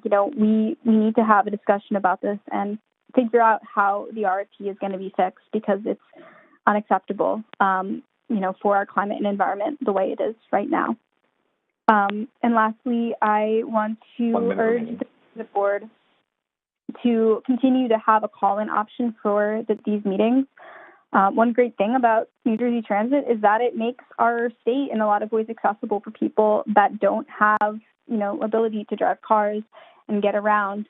And I think, over the course of the pandemic, we've learned a lot about how we can make our public agencies and, public meetings accessible for people. Really want to urge you to continue to allow the call-in option so that, everyone across New Jersey can participate, whether or not they can make it to your headquarters in Newark. Thank you. Thank you. The next public comment is coming from Talia Crawford. Talia, your line is live and your time will begin now. Hi, Talia Crawford, campaign organizer at Tri-State Transportation Campaign. Thanks for the opportunity to speak tonight. With regards to the budget, it's almost identical to last year's budget and continues to put the agency on sound financial standing. While there is an expected and appreciated increase in contribution from the New Jersey Turnpike, $721 million, although it was supposed to be $746 million, this most debilitating funding practice remains largely unaddressed. New Jersey Transit will still be transferring a hefty $360 million from its capital budget to operating. The practice of capital transfers to the operating budget to pursue preventative maintenance projects has resulted in a loss of $10 billion for New Jersey Transit to invest in capital projects like expanding service, redesign projects, and electrifying the bus fleet. While the COVID federal dollars are supplementing the agency in the meantime, once they're gone, the state will still be left with the problem of identifying a sustainable funding source for New Jersey Transit's operating needs. And if ridership doesn't return to pre-COVID levels, New Jersey will need to find the money to fill this fare box gap, or worse, cut service and raise fares. New Jersey Transit needs a sustainable solution for the future, and that starts now. We certainly appreciate the administration holding fares stable for a fifth year in a row, especially since the prices of many other necessities have increased. The state cannot leave riders vulnerable to future fare hikes and service cuts, and riders, especially those who rely on New Jersey Transit for all their mobility needs, cannot afford them either. Two of the agenda items tonight are to authorize entering into a contract with the Academy Express LLC to provide local service in Hudson County. New Jersey Transit has previously contracted Academy for their services in Hudson County, and they did not meet the requirements. Many of their buses did not show up, which left riders stranded, and Academy knowingly misreported this to New Jersey Transit, committing fraud against the state agency.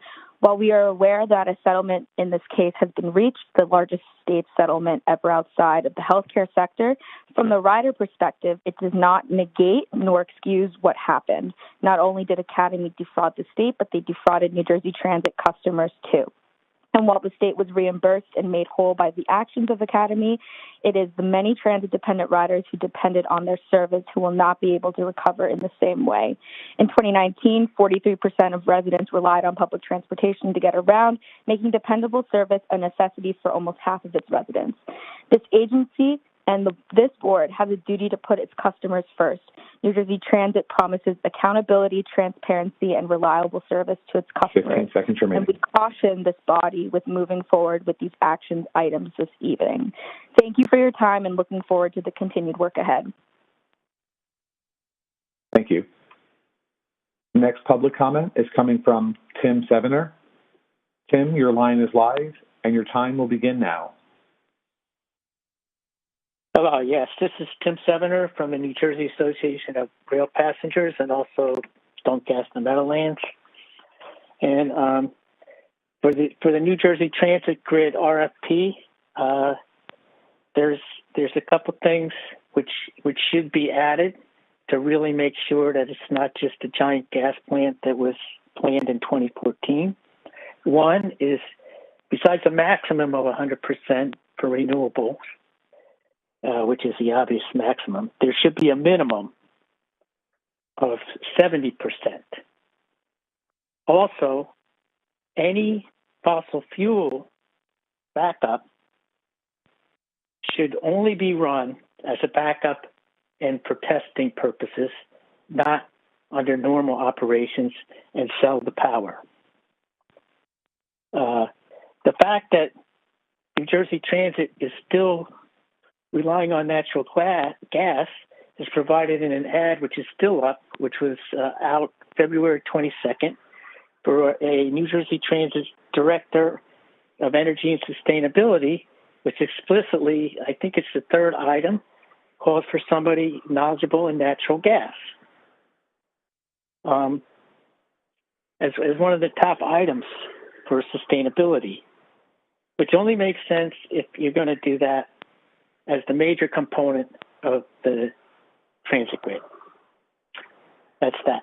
The other thing, New Jersey Association of Rail Passengers has long supported the restoration of the Lackawanna Cutoff, and it's very exciting to see that it may actually happen. That should be happening. Service should be running to Andover. It's also very encouraging that people from Sussex County want to have transit availability. The third thing is 1 minute remaining. The recent outages. I do have to commend New Jersey Transit for their capital projects on the MOBO interlocking between Glen and Cedar interlockings and the new Booton Yard, which would have helped to provide alternate service west of Montclair State, MSU, during the recent horrible outage from the tree that fell in Maplewood. This is one of the reasons why, and along with that, that's the section from Great Notch to Denville should be electrified with catenaries, so you could run the existing EMUs all the way. Along with that, then they need extra sidings. But a resilient transit network needs to have alternate pathways, and you're wasting the potential for one from MSU to Denville. Thank you. Thank you. The next public comment is coming from Elizabeth Nadoy. Elizabeth, your line is live and your time will begin now. Hello, my name is Elizabeth Nadoy, and I'm a member of Don't Gas the Meadowlands and a member of the Hoboken Democratic Committee. I, along with my fellow DGTM members, have spent the last 18 months working to convince NJT and this board to not build a natural gas-fueled power plant to solve their resiliency needs. We convinced the governor after several months to tell this board to rethink their plans and build a clean energy solution. But now I find myself back here at what seems like ground zero, facing almost exactly the same plan to employ natural gas at your Kearney power plant. You speak of your commitment to green energy, but your current RFP for the microgrid project does not show this. This is a betrayal to Governor Murphy's directive to you to come up with an alternative energy plan. It is a betrayal to your customers and to the people of New Jersey, and it feels like a betrayal to me. It compels me to ask these questions of you. Number one, when will you answer our questions and concerns from the meeting of the board and the Energy and Sustainability Committee from February? It's been a month. Number two, after the public comment session, will each of you commit to a renewable energy microgrid, not a gas power plant in the flood zone in Kearney that would pollute the environmental justice community it would be in? Number three, will you board members direct New Jersey Transit to withdraw this RFP and create a new one that is looking for a hybrid renewable energy microgrid that you promised us, the people of New Jersey and Governor Murphy? Number four, will you, Board of Commissioners, call for an investigation into why this RFP, which pivots back to natural gas plants, is a deception and betrayal to both the governor and the board itself? Number five, will you board members remove members of the New Jersey Transit staff who are responsible for creating this completely unacceptable, deceptive natural gas power plant proposal? We are not happy. I am not happy. We will not be satisfied, board members, until you answer these questions and until a new RFP that looks for a renewable energy, non-polluting power plant is created. Do as Governor Murphy charged you to do. Actually look for alternative energy solutions for this resiliency problem. The iterative process that 15 seconds remaining will not make our issues with this latest RFP go away. The time for equivocating and avoiding is over. The time for you to do the right thing is now. Thank you. Thank you. The next public comment is coming from Matt Smith. Matt, your line is live and your time will begin now. Good evening, members of the board. My name is Matt Smith. I'm the New Jersey Director for Food and Water Watch. Also speaking on behalf of our 70,000 plus members and supporters across the state. And I thank the board for the opportunity to speak tonight. I want to echo the previous comments that have called for all future board meetings to include a phone-in option to make sure that this critical public agency is accessible, not just for riders, but for the public who want to be able to comment and provide input into improving operations and all facets of public transit in New Jersey. I also want to echo the comments before me that the RFP, as it was drafted, despite taking a year and extensive resources, falls far short of where we need it to be to ensure the optimal solution for the power grid, for the transit grid project. Specifically, and I mentioned this at the last board meeting, the goal is not, in the RFP, is not what President Corbett stated. The goal in the RFP is 100% renewable by 2050. That means that New Jersey Transit could develop a gas plant or some other polluting form of energy, run it for over 25 years before transitioning it to a clean energy source. And that is simply unacceptable. So that needs to be changed. It needs to match the comments from President Corbett at the top of the meeting, which says maximize the use of renewable energy today. And that is critical. The second is that a lot of the bones of the RFP still are built around the original proposal for a gas plant. Simply looking at 20 acres on a centralized facility is not going to work for a distributed renewable energy-based hybrid microgrid. New Jersey Transit needs to identify, and we've already done much of the homework. 1 minute remaining. Governor, who spoke earlier, has identified extensive New Jersey Transit properties along its 3 rail routes that could be utilized for distributed renewable energy and battery storage. This is noticeably missing in the RFP, and without amending the RFP to include this information, New Jersey Transit is setting itself up to fail. We need, as was mentioned before, real dialogue, not one-way street where we comment and then transit comments and that's it. We need constructive and instructive dialogue. That's what got us away from the gas plant in the first place and on this path towards re-envisioning. So I would urge the board to invest in a time to meet with stakeholders, truly hear us out. Let's not assume any intentions, but truly hear us out so we can work together to fix the critical deficiencies in the RFP and get this project back on track towards a clean energy solution that all New Jerseyans need to protect clean air and a livable climate future. Thank you. Thank you. The next public comment is coming from Rachel Davis. Rachel, your line is live and your time will begin now. Can you hear me? Yes, Rachel, your line is live and you may begin. Okay. Yes. Thank you. Rachel Dawn Davis, Public Policy and Justice Organizer, Water Spirit, a nonprofit spiritual ecology center and ministry of the Sisters of St. Joseph of Peace. Inspired by the beauty of the Jersey Shore, lost property to Superstorm Sandy, we represent thousands of members across the state for over 20 years, advocating for community centered on water. Connectivity has never been more important for people. We've been speaking out about this, specifically the New Jersey Transit grid and the opportunity for renewable that has been shifted, but we had been previously touting as a great example across the nation for several meetings. This includes the last Energy and Sustainability Committee meeting. I took the call from a bus stop.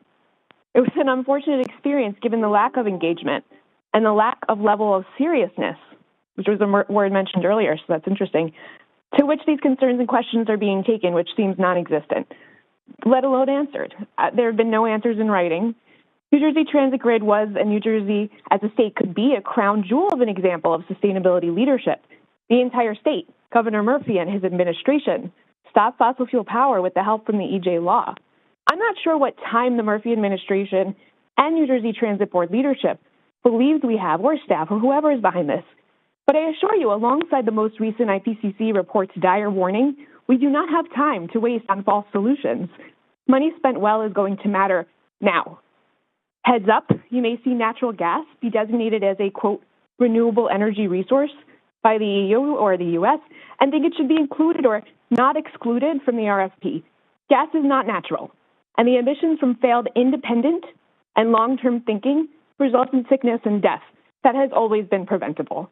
Gas is a dying, unreliable, dangerous industry.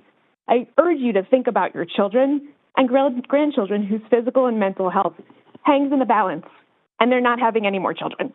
Increasingly so. This is a sad but true reality. They're also dying by suicide because of failed leadership. 2050 is old news. Anyone saying 2050? 1 minute is remaining. archaic. We need 2030 focuses. We need today.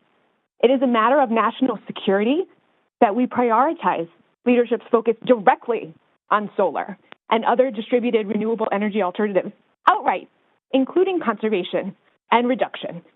This should be emphasized wholeheartedly if the governor and agency leadership, like that of New Jersey Transit, would like to thrive, which I believe you do and we need you to. We've relied on you for so long. Please, let's make this work. Let's meet. Families deserve better than perpetual fossil fuel. Thank you for everyone's time tonight. Thank you. The next public comment is coming from Adam Wright. Adam, your line is live and your time will begin now. Good evening.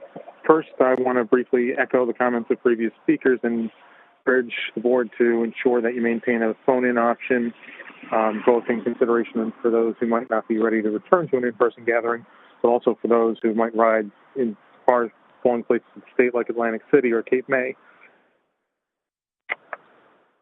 On tonight's agenda, there are two action items for an award to Academy, providing local bus service, totaling between them about $49 million before contingencies. I urge the board to reject these proposals. It's like saying, hey, Bernie Madoff, I realize you ripped me off, but you know what? You've been in the industry a long time. Let me give you more money. Do what you will with it. It just does, it's a big problem. If you have managers, if you have beneficial owners who still are tied with Academy, they're going to be benefiting from transit and commuter funding. That shouldn't be. Even if the legal settlement entered into February, settling the fraud allegations, doesn't bar them from doing business, you should have them cool off for a few years at least before you ever consider such an option. If there's no other carrier who can handle this service at the current time, enter into a short-term contract and find somebody else who can operate it, who doesn't have Academy's tainted record. And if you do move forward with it, I do hope that Governor Murphy uses his power to veto that action. On the Morrison-Essex lines, I'm glad to see that service will be up and running. I'm a little dismayed to see that the outage was so long without any real alternative transportation. I'm curious why you couldn't operate, for example, the Gladstone branch between Gladstone and Summit. Clearly, everybody doesn't go to New York on these trains, even if a lot of them do. Also consider maybe, like you did with the Summer of Hell in 2018, and offer a discount to Morrison-Essex riders on monthly and flex passes in a future month to make up for the extended outage. 1 minute remaining. Showing goodwill and, helping them recoup some of the costs and additional time involved in this week's commute with the extended disruption. Other items, if it's possible to get an update either tonight or board members, if you can get them from staff in time for the next Operations Customer Service Committee meeting. Several board members expressed support for the idea of implementing a mask car once the TSA mask mandate goes away. Signals are that it will go away in mid-April right now if things continue. Any update on that? Again, the idea might be to replace a quiet car with a mask car on a temporary basis, just for those who are vulnerable or taking extra steps, don't have to, do have an option that doesn't involve, that sort of strikes a balance for an interim period of, say, 2 to 3 months. Also, any update on the customer advocate position, in particular, the number of applicants, what the next steps are, and when you expect them to move forward, including any final announcement. Thank you for your time and your consideration. Thank you. The next public comment is coming from Brian Scanlon. Brian, your line is live. Your time will begin now. Thank you. My name is Brian Scanlon. I am a former councilman and mayor of Wyckoff, New Jersey, and I'm a volunteer with Food and Water Watch. I am also a 35-year commuter on New Jersey Transit Bus 164, later called 148, as well as using the Bergen and Main Line from Glen Rock. Tonight, I just want to say that if you put lipstick on the pig of a fracked gas power plant, you still have a pig, and your RFP calls for a pig. It allows for proposals to be submitted that use fossil fuels or dirty energy from now, as long as they can be, quote unquote, transitioned to the goal of carbon neutrality by 2050. 2050, 28 years from now, does it seem far away? I may not be here. Perhaps some of you won't either, but your children and grandchildren will be. My granddaughter will be 30 in 2050. What's not far away is 2030. The 2018 Clean Energy Act includes the governor's goal of achieving 50% Class 1 renewables, that's wind, solar, tidal, etc., by 2030. 50%. New Jersey is far, far behind pace to reach these mandatory benchmarks. The executive director's promise to, quote, maximize renewables, unquote, stated at the top of the meeting means nothing. Why? Because what if the renewables in your final plan are, say, 5% of the total output? You could just say, well, that was the maximum. I'm sure each of you is following closely what is happening in the Ukraine, and you're aware of the stranglehold that Russia has on Europe when it comes to so-called natural gas. The price of this gas has nearly tripled over the last 2 years, and that's not to do with an economic restart after the pandemic.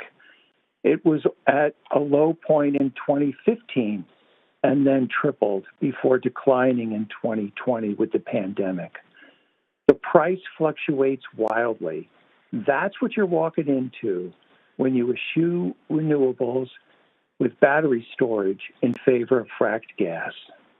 So I urge you to revise your RFP and call for one that isn't a pig, that will put us on the path to real renewable energy in our transit grid. It is vital that you also continue to provide a phone-in option for your meetings. Getting to them by public transit is really difficult. You really need to continue to provide the phone-in option. Thank you. Thank you. There are 11 participants remaining in the public comment queue at this time, and the public queue remains open. Should anyone wish to join to make a public comment, you may press *1 on your telephone keypad to join the queue. Once again, that will be *1 on your telephone keypad to join the queue at this time. And the next public comment is coming from Holly Cox. Holly, your line is live, and your time will begin now. Hi, my name is Holly Cox, a 23-year New Jersey resident. I echo others' request that you continue to allow a call-in option. If there's one thing we've learned from the pandemic, it's that all these in-person meetings are unnecessary. A call-in option allows everyone to be more productive. I'm here to ask you to please amend your RFP for the microgrid project so it cannot include a dirty fossil fuel power plant, and instead develop the project with as close to 100% clean renewable energy and clean energy storage technologies to achieve New Jersey's codified interim benchmark. There are several problems with your current RFP, which I listed at last month's meeting and won't repeat here today. I've been speaking at these New Jersey Transit public meetings for over 2 years, and every time I comment on how it seems nothing is getting done. I'm formally asking the board to respond in writing to all the concerns about your RFP that I raised last month and to all the questions that I and others ask here today. You provided no real update at the beginning of today's meeting. When will you give us a detailed progress report update? I'm asking you to please give us an in-depth report on what you've actually done these last 2 years to pursue renewable alternatives. What green energy engineers and firms have you met with? What proposals have been made? What are the issues with these proposals, and what have you done to find solutions? I would like written answers to all the concerns I raised about your RFP at your last meeting, and also ask you to answer the following questions in writing. Will each of you commissioners state your commitment to a renewable energy microgrid? Will you direct New Jersey Transit to withdraw the RFP and issue a new one that focuses on creating a hybrid renewable energy microgrid that was promised to the people of New Jersey by you and Governor Murphy? Will you call for an investigation of why the RFP deceived both Governor Murphy and the Board of Commissioners by pivoting back to a gas plant? Will you call for the removal of New Jersey Transit staff if they were responsible for steering the RFP back to the gas plant? Since this project is 100% publicly funded, New Jersey Transit and the Murphy administration have a responsibility to provide answers to all these questions and to set a far more ambitious goal for this project than carbon neutral by 2050. That is too late, as the previous caller also stated. 2 years have gone by, and it is impossible to ignore. Look around you. New York City subways flooding and people dying in basement apartments, barely containable wildfires, stronger and stronger, scarier storms, hottest days on record in all of history, droughts, and now a war in Ukraine that's funded by dirty fossil fuel money. We have to act now. Climate scientists tell us we have only about 8 years left to drastically cut our emissions to keep our planet habitable. We simply cannot achieve real resiliency by building new fossil fuel infrastructure. The emissions from a new fossil fuel plant that you want to build will further exacerbate the climate crisis and lock us into even more extreme weather events in the future. And it would increase the pollution burden in already burning communities who have suffered from the deadly consequences of decades of environmental racism. I'm calling on you to amend your RFP to address the shortcomings and to answer in writing all the questions asked today. We are running out of time, and your act is locking us into a warmer and less habitable world. Thank you. Thank you. The next public comment is coming from Paul Shore. Paul, your line is live, and your time will begin now. Thank you. Appreciate the opportunity to speak. Can the board identify a funding source and a contact person for the removal of trees and on New Jersey Transit property that surround the Trenton train station, that obscure historic properties on Greenwood Avenue, that potentially endanger transit equipment, and that also will help minimize the attraction of a transit right-of-way for vagrancy, drug dealing, and refuse disposal. The specific area appears on the 1999 Trenton tax map, block 109A, lots 11 to 27. The lots are adjacent to 9 bus routes, number 600 to number 619, at the Amtrak and transit and SEPTA train lines, the platforms and light rail, which all come together there, and which provide 3,000 to 6,000 people each day with opportunities to use the Trenton train station as they travel on South Clinton Avenue, Greenwood Avenue, and Raoul Wallenberg. The Trenton Transit Station Police and the community outreach from your Newark office have been very helpful. But $50,000 to $100,000 or more that might be needed to do this long overdue enhancement to the property that transit owns may not be found unless you help coordinate and have one contact person identified. Thank you very much. Bye. Thank you. The next public comment is coming from Richard Grant. Richard, your line is live, and your time will begin now. I'm Richard Grant, Hackensack resident and Doncaster Meadowlands member. NJ Transit's plan has always been for a gas-fired power plant with a 30-year life, having a generating capacity of up to 140 megawatts that would completely meet the microgrid's full power demand. How does one maximize the use of renewable energy when one begins by retaining the gas-fired power source at the capacity level that already completely meets the full power demand? In the 30-year maintenance period that would follow completion of construction, there is no mechanism in place, no trigger to require implementing the transition to either 100% renewables or a hybrid power source. If and when it were to happen, would depend entirely on the decision makers. And as we move further into that 30-year period, no possible decision maker would have any incentives, rewards, or penalties to press for a transition. Not New Jersey Transit Management, as history shows absolute loyalty to the gas-fired technology from start through the October 2020 reset through now. Not the NJ Transit Board with its total number and individual composition likely to change over time. Not the state executive with the current governor serving his second and final term, and no guarantee that any successor will have a particular interest in implementation. And not the developer, given that the developer will be solely responsible for all necessary private financing for the project without resource to New Jersey Transit and would be profiting during the operation of the gas-fired power plant the entire time. Suppose somehow, miraculously, the decision makers were to agree to implement the transition plan, say 10 years in. There would be more than a decade after the developer submitted the transition plan in its technical and financial proposal. And given how renewable technologies are beyond all doubt advancing at an ever-accelerated pace, that plan would become at least as many years out of date as the original gas-fired power plant plan has already become. 1 minute. And needing a new up-to-date transition plan that has to be authorized, created, reviewed, and approved, will be adding a new step to a long process. You need to listen to the objective expert opinions of the qualified proposers as to whether they have certainty that the microgrid can right away be powered reliably and affordably by 100% renewables, or if not feasible, by hybrid power, without forcing them to begin with a 140 megawatt gas-fired power plant and later transitioning to the maximum use of renewable energy sometime in the next 30 years. While the health of everyone in the area extending outward from Kearney and the governor's effort to achieve emission reduction targets both are impaired until that uncertain time. They are qualified proposers because they are problem solvers and have relevant knowledge and experience. You should trust the counsel you're paying them for if you want us to trust you. Thank you. Thank you. The next public comment is coming from William Ritzler. William, your line is live and your time will begin now. Thank you and good evening.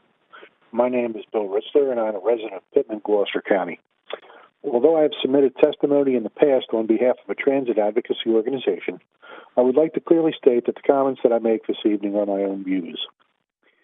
In late February, New Jersey Transit issued an advisory regarding service changes for bus routes 313, 315, 317, 408, 409, and 551. These bus routes will no longer serve the Greyhound terminal in Philadelphia.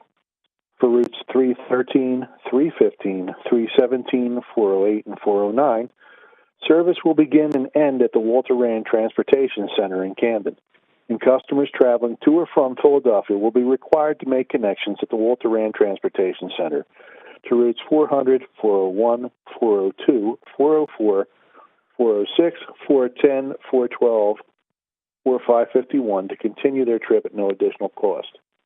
Interestingly, the option of using PATCO was omitted from the online advisory posting.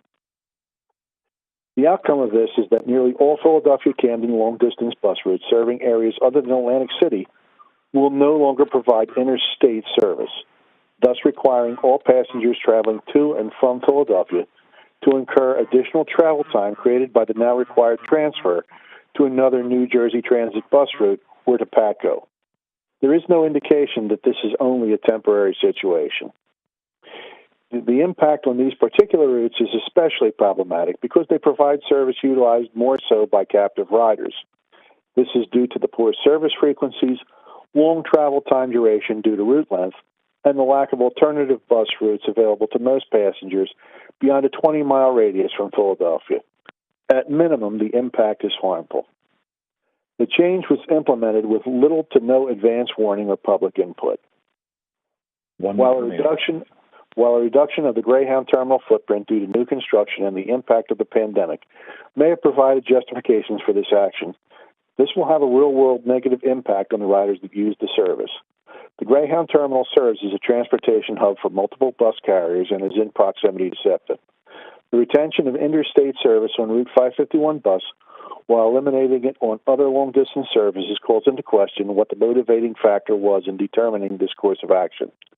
In the mid-1990s, New Jersey Transit staff admitted that they would not eliminate interstate service on Route 551 due to the highly favorable fare ratio over 1 on certain trips in order to eliminate competition for the Atlantic City Rail Line, as New Jersey Transit embraced market economics at the expense of public service. New Jersey Transit should immediately reverse the elimination of interstate service on the bus routes listed above and restore regional connectivity to the Delaware Valley. Thank you. Thank you. The next public comment is coming from Charles Hall, Jr. Charles, your line is live and your time will begin now. Good evening, Chair, and good evening, board members, and good evening, President. My name is Charles N. Hall, Jr. I am the president of Local 108, Retail Wholesale Department Store Union, United Food and Commercials. I represent over 5,000 workers in different fields such as retail, municipal workers, healthcare, transportation, and warehouse. I am here with 10 of our Academy members this evening, working in Newark Airport, servicing United, Port Authority, NYU, and Columbia. I'm here today to speak in favor of the Academy being awarded the Hudson Bus Line. I have known and worked with the Academy Company for over 20 years, representing our members in Hudson, Middlesex, Newark Airport, and colleges in New York and New Jersey. I am also here for the job security of our members. I consider Academy to be a good employer who has done the right thing by their employees, providing them with fair pay, good medical, retirement, and other benefits. Academy, in its contracts, provides for good union jobs. Academy has trained and provided work for hundreds of drivers, both men and women, across this state. They have worked with the union in a fair and honest manner. I believe they care for their employees beyond the norm. I have seen the investment and care they put in their buses. Their drivers are well-trained and courteous. They are members. Academy focuses on training and safety. Academy has recognized the need for financial growth of their employees in each negotiations. I have known many of the drivers for over 20 years, and they stay because they want to retire from Academy. Academy is a professional transportation company with better equipment than most in the state to handle major jobs. 1 minute remaining. As I am sure Academy has put forth a good bid that the drivers and management will perform at a high level, expertise, safety, and professionalism. This will be a good thing for New Jersey citizens utilizing the service. Remember, Academy reached an agreement with the state of New Jersey with a healthy settlement, addressing the problems and issues that were brought up in earlier comments. Thank you for your time, Chair, Board, and Board members, and for your service. Thank you. Thank you. There are 6 participants remaining in the public queue at this time, and the next public comment is coming from Tina Whitehouse. Tina, your line is live, and your time will begin now. Can you hear me? Yes, Tina, your line is live, and you may begin. Okay. My name is Tina Weishaus, and I am co-chair of Divest New Jersey. I want to start by calling on you to maintain the call-in option. I am one of the millions of people in this country who is immune compromised, and I'm not able to go to public meetings. Using a hybrid model is really the only democratic way to conduct these meetings. I'm here to speak out about the failure of the board to properly oversee the development of the resiliency project for New Jersey Transit. It seems that although there was action taken by the governor to shelve the fossil fuel project and make it a renewable one, we are back to where we started in 2019 before Murphy stepped in. I feel like if this was the first meeting I attended and I had only heard CEO Corbett's report this evening, I would think we are on the right path towards a renewable backup plan. I believe he even stated that the RFP had been updated based on public input. But if that is true, apparently no one has seen any changes. This is the kind of deception it seems the public is facing. Does the board even know that the RFP has the goal of 2050 for renewables? By 2050, our shoreline will be underwater. Kearney will be underwater. This is totally unacceptable. How can you not be prioritizing clean, renewable energy when our state, country, and world are facing a climate crisis of catastrophic proportions? We are not talking about renewables in 2050 or transitioning in a few decades. We're talking about making these plants renewable now.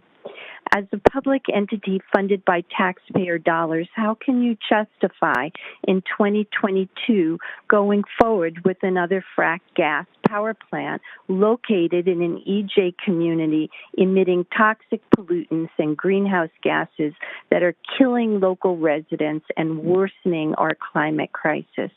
And how can you ignore all the governor's EJ executive orders and legislation passed already? Why are we getting a runaround when we ask these questions?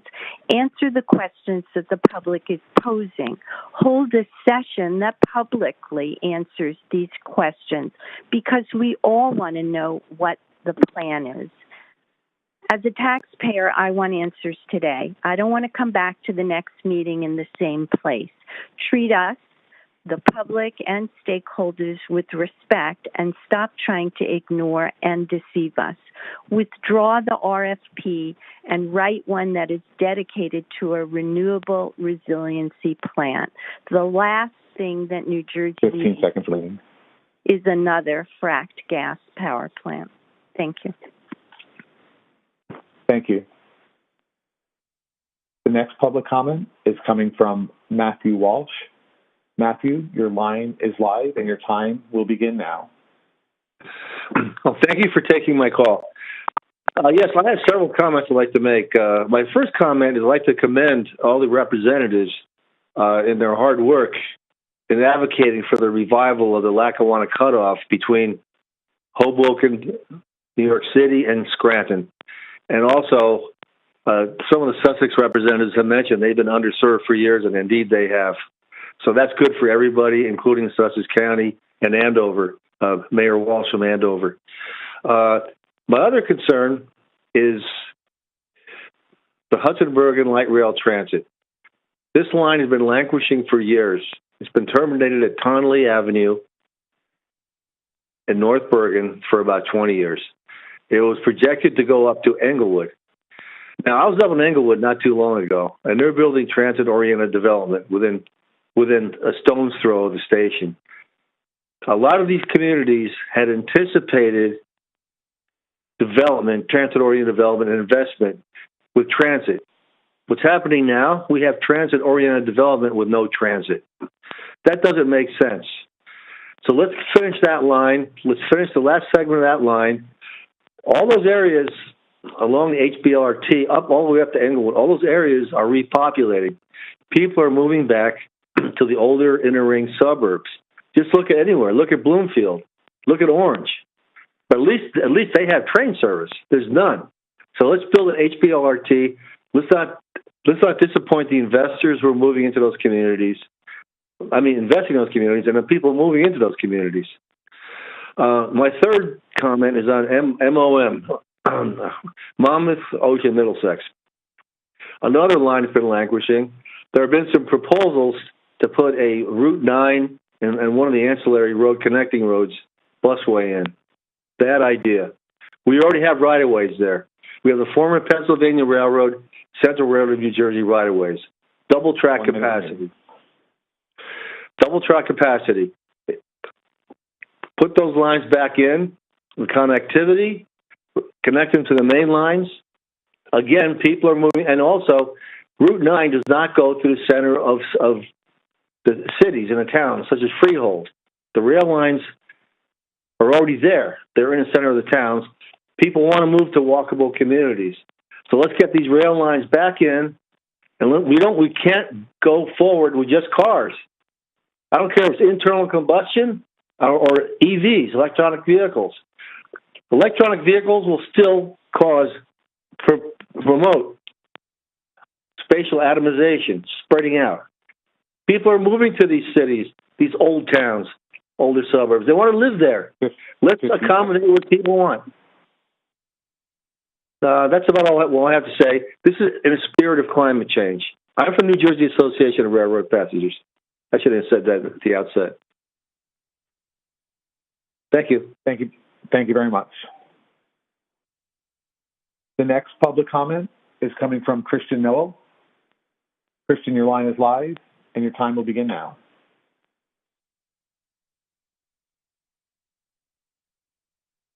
Christian Noel, your line is live, and you may begin your public comment at this. I'm here. Thank you.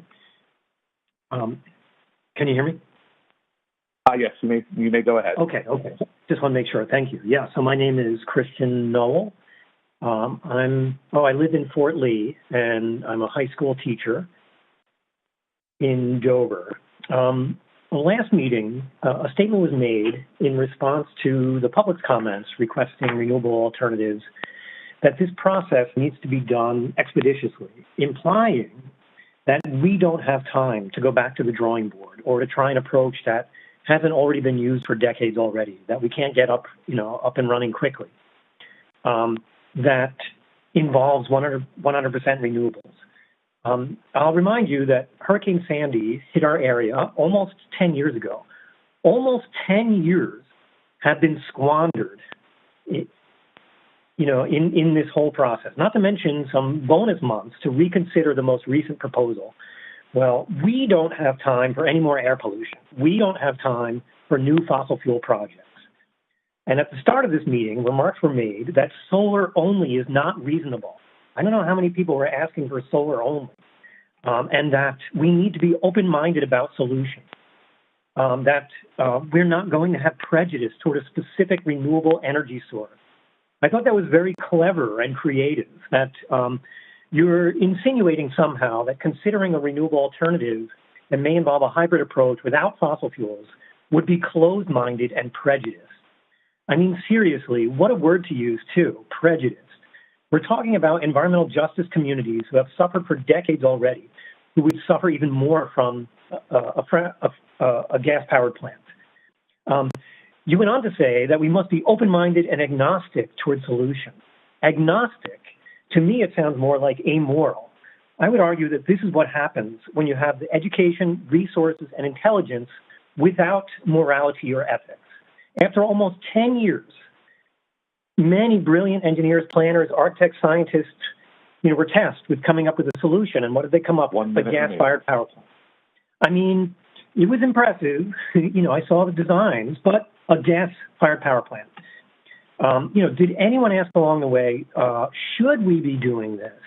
We can do it, but should we be doing it? We can't afford to be agnostic or amoral. We can't discount the suffering to our black and brown communities and just exacerbate the situation by adding another polluting power plant in their backyard. I also find it kind of humorous to the degree of being absurd that you hope that you receive proposals that maximize renewable energy, but won't know if it minimizes fossil fuels until you get the proposal. You go back to these engineers and planners, and you tell them, take fossil fuels out of your plans. Otherwise, you will be exhibiting prejudice toward the black and brown communities who live in neighborhoods near the site, not to mention black and brown people around the world that studies show are bearing and will continue to bear the brunt of climate impacts. A fossil fuel component to this plan would be immoral and unjust. Thank you very much. Thank you. The next public comment is coming from David Hughes. David, your line is live and your time will begin now. All right, thank you. Can you hear me, sir? Yes, we can. Please proceed. All right, yes. So my name is David Hughes. I'm here on behalf of Rutgers AAUP AFT. We are the labor union that represents about 6,000 people who teach for Rutgers University in Camden, Newark, and New Jersey. Our members are regularly riding every line of your trains and a lot of your bus lines all over the state, so we're frequent riders. We have joined Don't Gas the Meadowlands Coalition for a couple of years now in supporting solar proposals and renewable proposals rather than a gas-fired plant for New Jersey Transit. And I should mention that our members are scientists, climate scientists, leaders in the Intergovernmental Panel on Climate Change who have been raising the alarm about the climate crisis for decades now. And in that context, it's really actually a little bit difficult to remain calm and to discuss the absurdity of a gas-fired plant. I want you guys to look up. I want you to see that our state is already getting hammered with Ida, with Sandy, Katrina hit elsewhere in the U.S., Harvey, Maria in Puerto Rico, the heat dome in the Pacific Northwest, the forest fires all over the West, floods and fires and cold snaps, the cold snap in Texas. Climate change is accumulating a body count even in a rather wealthy and protected country like the United States. And as the previous speaker said, that body count is composed very disproportionately of people historically marginalized in this country, namely black and brown people and other vulnerable communities. So it strikes me as absolutely out of touch with reality for you to be considering, let alone pressing for, a gas-fired plant. And let me talk about two issues here regarding the gas, and this RFP. Gas is not a bridge fuel. Its emissions, when you count leaks, are comparable to coal. So it's not better than coal. And it's not a bridge fuel. No power plant is a bridge to anything but itself, because these power plants represent long-term investments. And I don't think you're going to start a gas-fired plant and turn it off the next day for solar, for a distributed solar plant. And that brings me to the final point about timing. Stop talking about 2050. Nobody believes you when you say anything about 2050. None of you will be on the board in 2050. Some of you, possibly me, will be dead in 2050. You can't make promises for 2050 and they don't hold water. And 2050 is way too late. We need to transition now away from fossil fuels and towards energy sources which preserve the 15 seconds remaining. On Earth.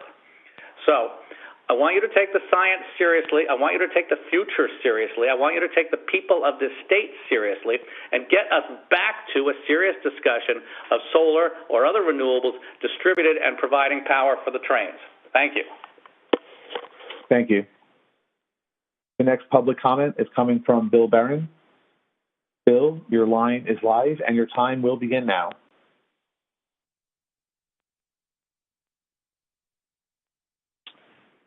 Bill, once again, your line is live. Please check to see if you're muted. Can you hear me now? Yes, we can. You may proceed. Please begin. Thank you very much. My name is Bill Barron. I'm the statewide transportation chair for New Jersey Sierra Club. There were a number of very good proposals and projects that President Corbett discussed at the beginning of the session, construction of the new bus depots, particularly the electrification of them, and the stabilization of the fares for 5 years. But like the RFP for the microgrid facility, what's behind these is not as good as Mr. Corbett projected. New Jersey Transit is well behind other transit properties in the electrification of buses, particularly New York City. As other people have pointed out, the fare stabilization is based on continuing to raid the capital fund and not have a stable source of funding. So we hope that those can be addressed. Mr. Corbett's statement about the microgrid was very encouraging, but what I'd like to talk about is why the community doesn't believe that the RFP will result in renewable resources. First of all, was the way the RFP was issued. It was issued in secret in December. It was not released to the public. When I asked to get a copy of the RFP, I was told I had to actually file an Oprah request, that was the only way for us to get a copy of the RFP. That does not speak to openness and listening to the public.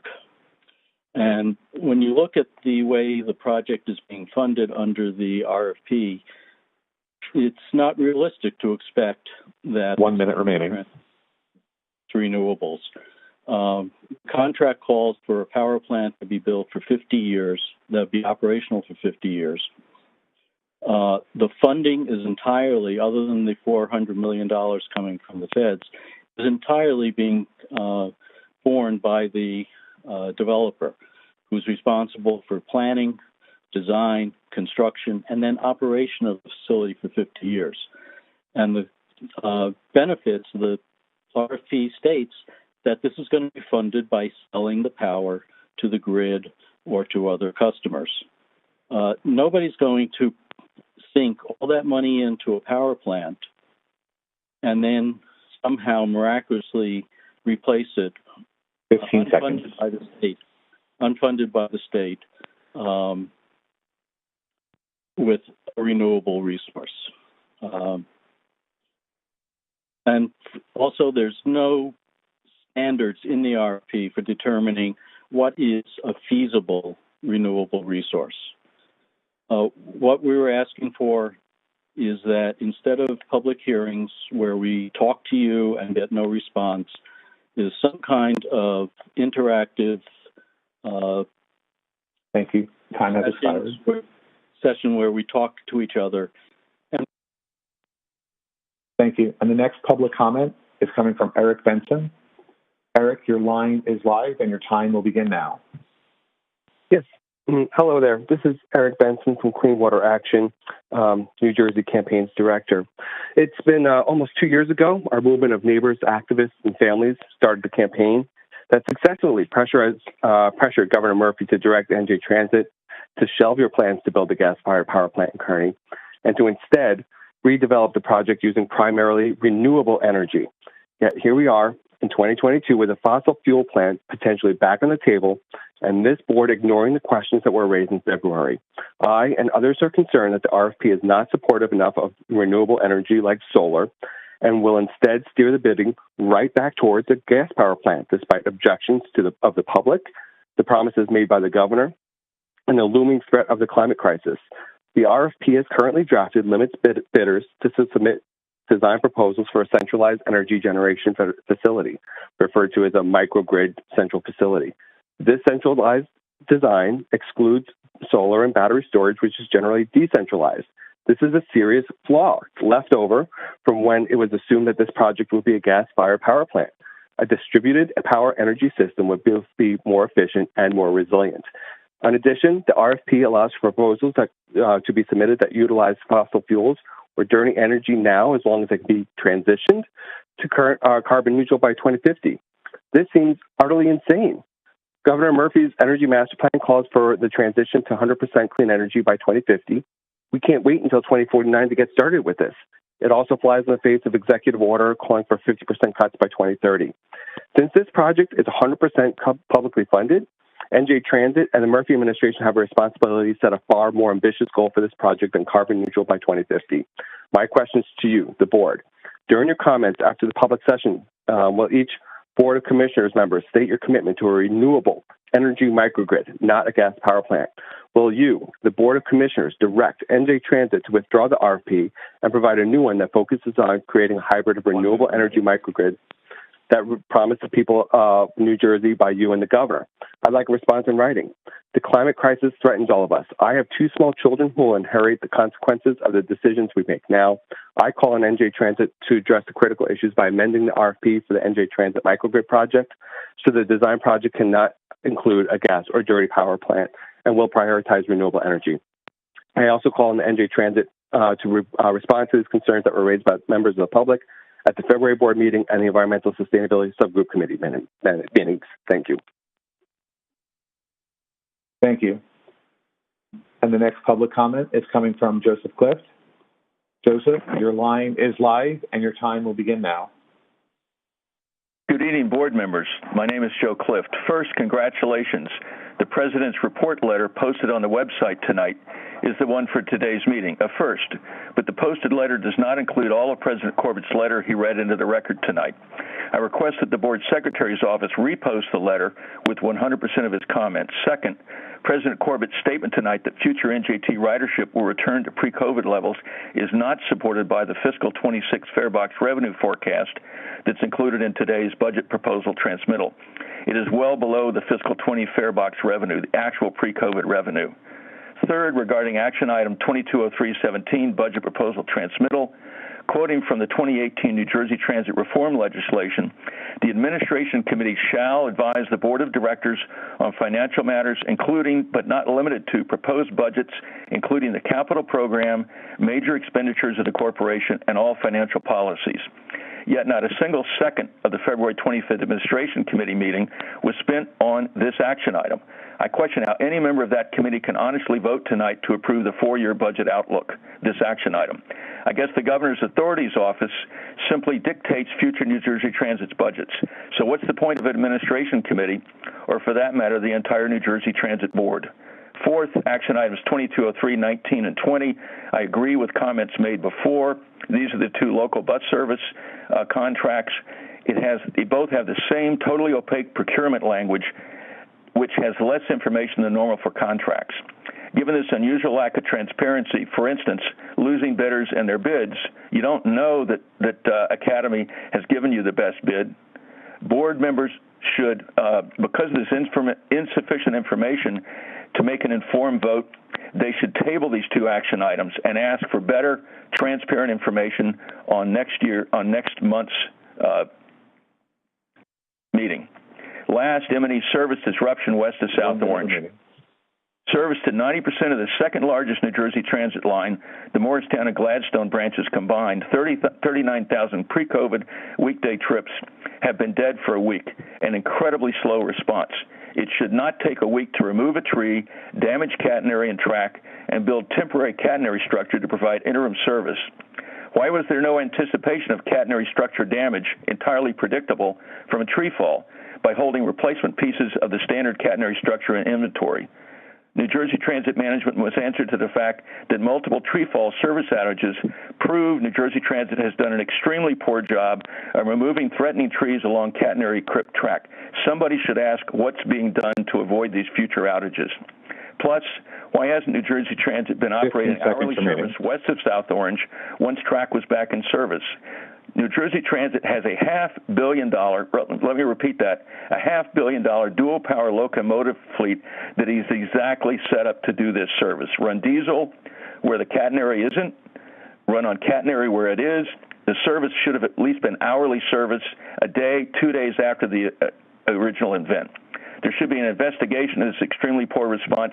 Frankly, from my past experience at the Long Island Railroad and Conrail, this could be considered a firing offense. A week without service is not acceptable. Thank you for this.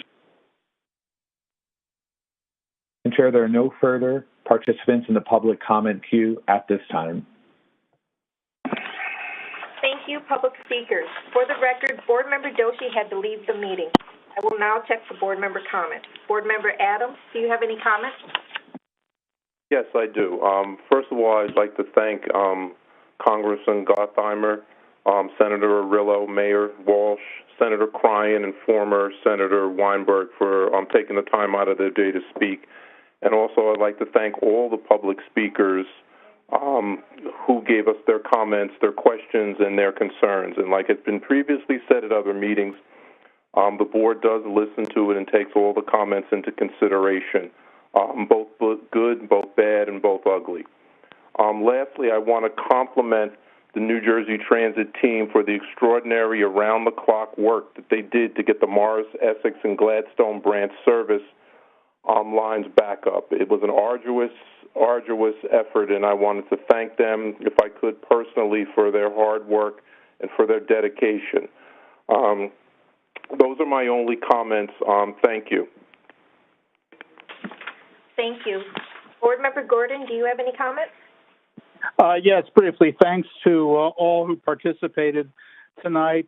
Special thanks to my Congressman Josh Gottheimer and my friends in the legislature who were with us this evening. I certainly would welcome an opportunity to learn more about their views on the Lackawanna cutoff project. One comment just in response to Mr. Cliff's comments about the administration committee not being involved in budget review. As I've noted at an earlier meeting, in fact, the full board is briefed on both the capital and operating budgets, so any special meeting with the administrative committee would really be superfluous.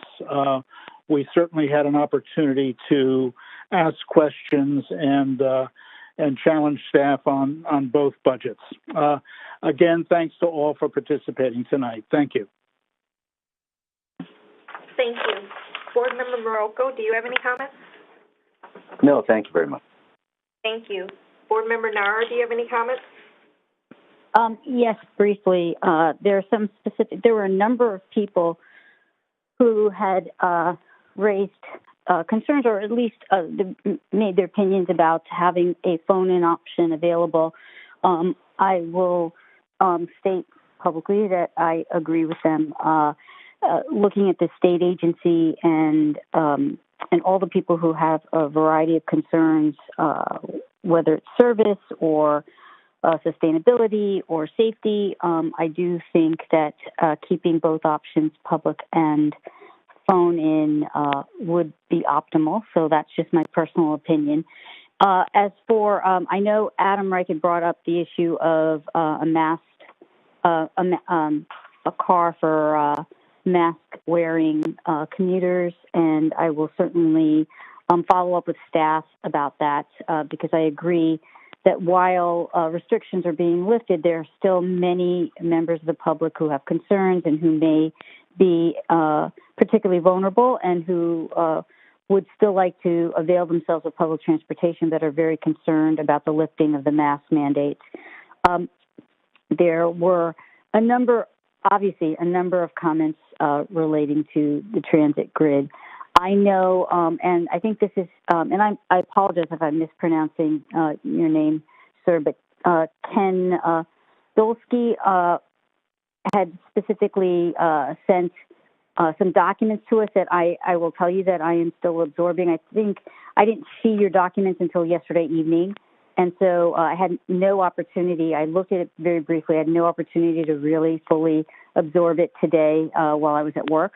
But I will review it, and I hear all your comments, and I take them very seriously on this issue, as do many of my other board members. So I understand you want certain answers and certain commitments tonight. I'm not prepared to give those to you yet.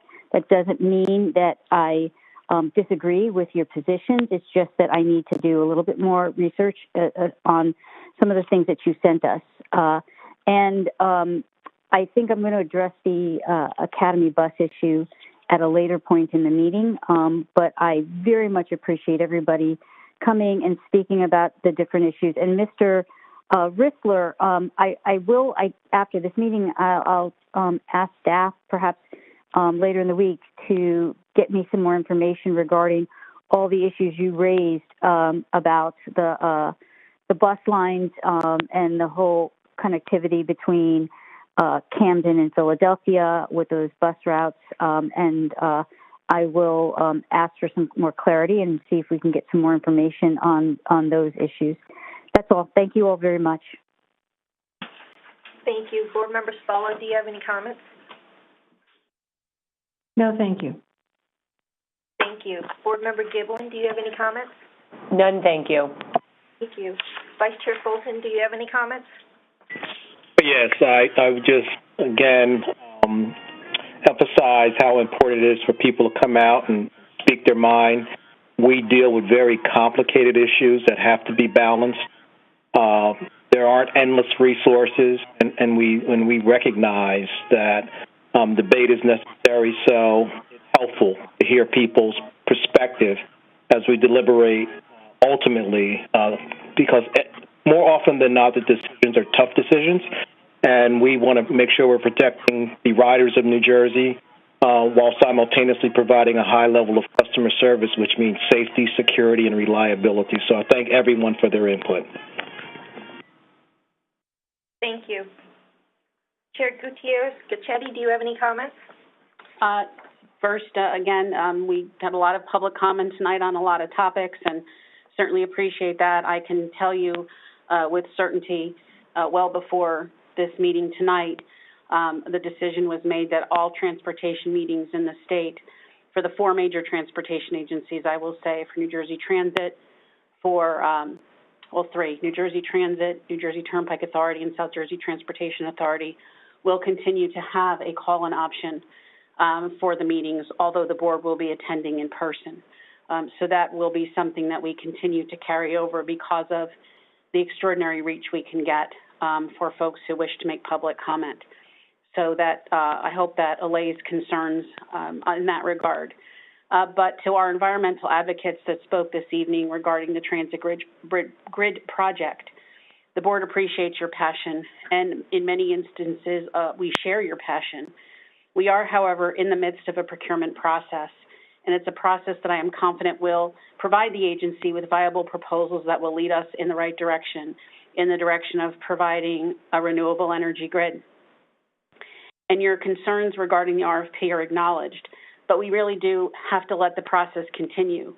We have 4 proposers who are strong and capable, and if we continue to stop and start the process, they will lose interest, and then we will have no grid, and that will just not be acceptable.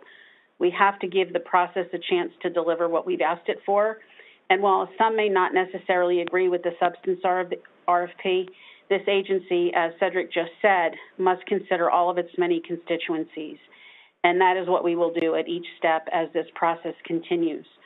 So I certainly appreciate the comments, and I know that we've received a lot of correspondence, but during the process of the procurement, I won't be answering letters because I don't want in any way to negatively impact an open public procurement. And so those are my comments, Megan. Thank you. Thank you. Suzanne Mack will provide the advisory committee report. Yes, good evening. Can you hear me? Yes, Suzanne, we can hear you. Thank you so much. And I was very pleased to hear that we will continue the phone-in option. I know we think that we're outside of COVID and everything is, we can go back to normal, but I think for the immediate future, it's a very good precaution to allow people to attend virtually because we really don't know exactly. Hopefully everything will go well, and I'm certainly, my members are really anxious to go back in person to see you all. But I think it's a good decision. I also, before I begin the report, I just wanted to comment on Joe Cliff's comments because I was concerned about that. I don't know if people are generally aware that as of tomorrow, the 15th, New Jersey Transit will resume service on the entire M&E and Gladstone branch. I think this is important for people to know. I know the weather has done us a disservice, and I'm not going to comment on how long it took us to restore service, but I am very grateful that as of tomorrow there will be a modified return of service both on the M&E and on the Gladstone, and on the Gladstone people will be able to transfer as of Summit. This has been a very difficult line for many years because of the area that it goes through, and I really think that the crews have done a great job of trying to clean it up as soon as possible, and I'm sure the people riding the line tomorrow will be grateful that those activities have come to fruition. I also wanted to just, before I get into the report, I also wanted to comment about a few things on the agenda because I know the sustainability issue is very important to us all, and I wanted to point out the committee, North and South Jersey, did go over the agenda earlier while we met in February, and I wanted to point out that the Camden-Newton Avenue bus garage, I feel like the agenda this month has a lot of bus-related items, which I find very good, especially for our ridership on the buses. I'm a bus rider.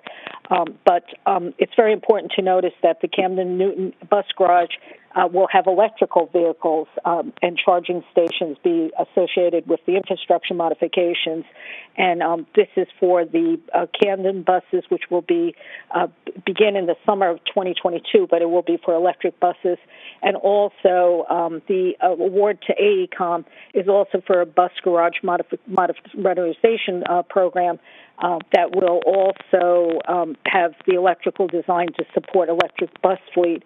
I think it's important to point out because for someone who attends the meetings, the board made a commitment to do this last year, and it's just good to connect the dot and say that the board committed to do these items for electric buses, and then you see them on the agenda, and it's good to see that it does take time to get these things going, but it appears as if the board's actions will result in actual on the ground electric bus fleets, and I think that's important to note. It's also important to note to thank the governor that in an extraordinary time, for a fifth consecutive year, there'll be no fare increase on New Jersey Transit. I lived through many fare increases on the board, and with everything else going on in the world, I think at least this is very comforting to the bus riders who will be out there, and for the rail riders that that will not be something they have to deal with this year.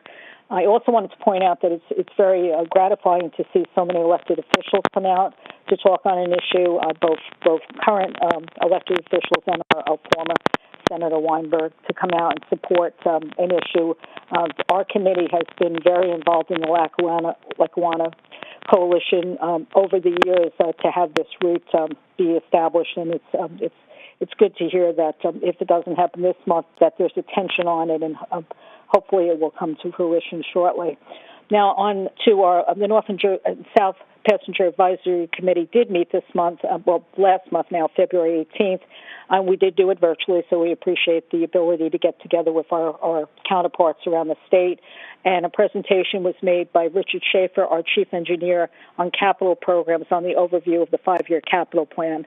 He discussed various upcoming capital projects such as the Trenton Transit Station, Walter Rand Transportation Center, Hilton Bus Garage, and ADA upgrade at station programs. Our second major presentation was from Matt McHale, who gave us the federal and legislative update. This is very important to us right now as we look at the infrastructure bills coming out of Washington, the ARA funds, because we feel that these will be the opportunities for the organization to actually tap into funding resources that from the federal level have not been available for many years. So I believe that the good work that's being done by Government and Community Affairs and Matt trying to coordinate and make sure that New Jersey gets every dollar that we can, I think it's very useful and we appreciate it. We were also in a very appreciative mood. We passed a resolution commending Joyce Litek on her retirement. She'll be sorely missed. She was an absolute advocate for transit and really a dedicated public servant that helped us in so many ways, and we were happy to at least be able to pass a resolution thanking her for many years of service. I believe that basically that really would cover it. I know you have a long agenda, so with that, I just want to say thank you very much. Can you hear me? Whoops. We sure can, Suzanne. Thank you. Yeah, I'll be happy when we're back in, so we can see each other. Thank you. Same here. And I do not know if Board Member Giblin will be presenting the Operations and Customer Service Committee report for Lauren Russo. Chair, it's Noreen. I'm ready to give the report. Thank you. The Operations and Customer Service Committee received an update on trends, analysis, and actions for rail, bus, light rail, and Access Link. The committee also received an update on the cost of service and an update on COVID travel survey number 5 results. That concludes my report, Chair. Well, thank you very much, Board Member Giblin. At this time, I'll call on Board Member Marocco, who will present the Administration Committee report.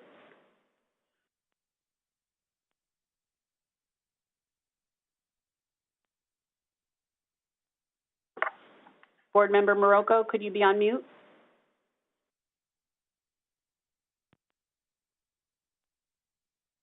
Chair, I just noticed Board Member Marocco's line just disconnected. He may be dialing back in momentarily. Okay, then why don't we go ahead and I'll call on Vice Chair Fulton to do the Capital Planning Policy and Privatization Committee report, and we'll see if he jumps back on. Hello? Hello? Hi, it's Rich Marocco. Sorry, I dropped off for a second. No worries. Do you want to go ahead then and provide the Administration Committee report? Yeah, thank you. The Administration Committee received a financial update. That included a summary of operating results compared to previous year's comparable period and preliminary budget, 12-month farebox revenue compared to pre-COVID, major balance sheet items, and federal COVID-19 relief grant drawdown summary. Additional information was provided as part of the agenda materials, including the cost of service key performance indicators, 12-month farebox recovery, history of vacancies, attrition and hires, ridership and revenue, and a monthly budget to actual comparison for July 2021 to January 2022. That concludes my report. Thank you. And at this time, I would ask Vice Chair Fulton to present the Capital Planning, Policy, and Privatization Committee report, and then he could just continue on to the Energy and Sustainability Policy Committee. Thank you, Chair. The Capital Planning, Policy, and Privatization Committee discussed the board items for the concept, preliminary, and final engineering services and construction assistance services for the bus garage modernization program, contracting out Hudson County local bus service, and contracting out North Hudson local bus service. That concludes my report for the Capital Planning, Policy, and Privatization Committee. With regard to the Energy and Sustainability Policy Committee, the committee discussed updates to New Jersey Transit Grid, which included the procurement schedule and anticipated release of the request for proposals for the project. The committee also received a briefing from Senior Vice President Eric Leo and his staff regarding New Jersey Transit's sustainability plan. That concludes my report. Thank you, Vice Chair. At this time, we'll move on to President and CEO Corbett, who will begin the process of presenting the action items. Megan, shall you go first? Yes, please. Thank you. Board Member Adams and Gordon are recused from the next item, 220315. Operator, please remove Board Member Adams and Gordon from the meeting for this item. Certainly, please stand by one moment. I'll be moving Board Member Gordon and Adams to the waiting room. Stand by.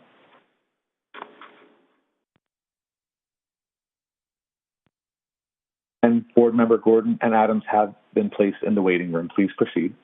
Thank you. Great. Thank you, Megan.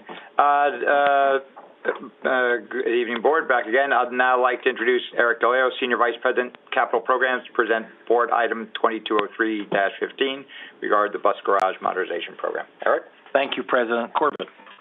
We are recommending approval of Item 2203-15, Conceptual, Preliminary, and Final Engineering Services and Construction Assistance Services for the Bus Garage Modernization Program. Authorization is requested to enter into a contract with AECOM of Piscataway, New Jersey for the conceptual, preliminary, and final engineering services and construction assistance services for the Bus Garage Modernization Program project. Authorization is also requested to engage AECOM under a contract for Stage 1 services to provide Task 1, Hilton Garage Early Construction, which includes 100% final design and construction assistance, and Task 2, System-Wide Garage Survey and Existing Condition Survey in an amount not to exceed $4,330,348.50 plus 5% for contingencies subject to the availability of funds. We ask for your approval of Item 2203-15. May I have a motion to approve Board Item 2203-15? Motion, Fulton. May I have a second? Second, Nara. Megan, would you please check the board members for comments? Yes. Board Member Morocco, do you have any comments? No, thank you. Thank you. Board Member Nara, do you have any comments? None, thank you. Thank you. Board Member Spalla, do you have any comments? No, thank you. Board Member Giblin, do you have any comments? None, thank you. Vice Chair Fulton, do you have any comments? No comments, thank you. Chair Gutierrez-Scacchetti, do you have any comments? No, thank you. Okay. Please proceed with the roll call vote. Roll call vote. Board Member Morocco? Yes. Board Member Nara? Yes. Board Member Spalla? Yes. Board Member Giblin? Yes. Vice Chair Fulton? Yes. Chair Gutierrez-Scacchetti? Yes. Motion carried. Operator, please bring Board Members Adams and Gordon back into the meeting. Certainly, please stand by one moment while I bring Board Member Gordon and Adams back into the meeting.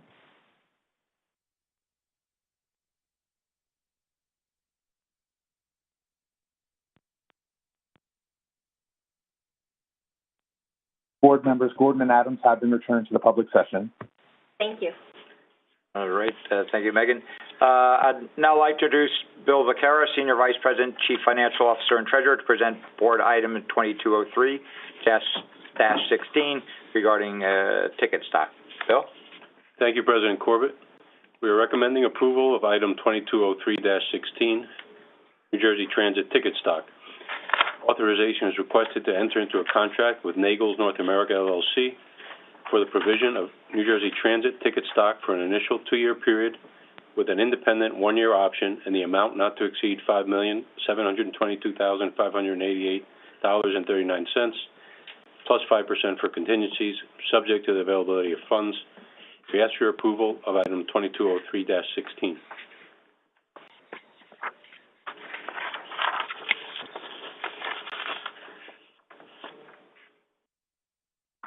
May I have a motion to approve?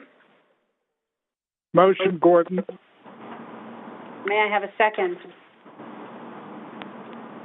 Second, Morocco. Thank you. Is there any discussion on the motion? Hearing none, Megan, please poll the board for comment. Okay.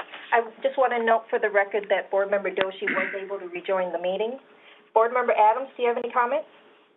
Yes, briefly I do. And while I'm in full agreement with the item as presented to the board, and I intend on voting yes. I just want to ask staff if they could please, or ask the team if they could look at ways to reduce this type of procurement in the future. It seems to me that people have cell phones, tablets, and all sorts of electronic devices. So I'm just hoping that the team is looking for ways to either reduce the amount of these purchases in the future or to eliminate them altogether. But otherwise, I'm in full agreement with this contract. Thank you. Thank you. Board Member Doshi, do you have any comments? No comments, thank you. Thank you. Board Member Gordon, do you have any comments? No comments, thank you. Thank you. Board Member Morocco, do you have any comments? No, thank you. Thank you. Board Member Nara, do you have any comments? No comments, thank you. Thank you. Board Member Spalla, do you have any comments? No, thank you. Thank you. Board Member Giblin, do you have any comments? No, thank you. Thank you. Vice Chair Fulton, do you have any comments? No comments, thank you. Thank you. Chair Gutierrez-Gichetti, do you have any comments? No, thank you. Thank you. Roll call vote. Board Member Adams? Yes. Board Member Doshi? Yes. Board Member Gordon? Yes. Board Member Morocco? Yes. Board Member Nara? Yes. Board Member Spalla? Yes. Board Member Giblin? Yes. Vice Chair Fulton? Yes. Chair Gutierrez-Gichetti? Yes. Motion carried. Great, thank you. Now I'd like to ask Bill to carry on to present Board Item 2203-17 regarding the budget proposal transmittal. Bill? Thank you, President Corbett.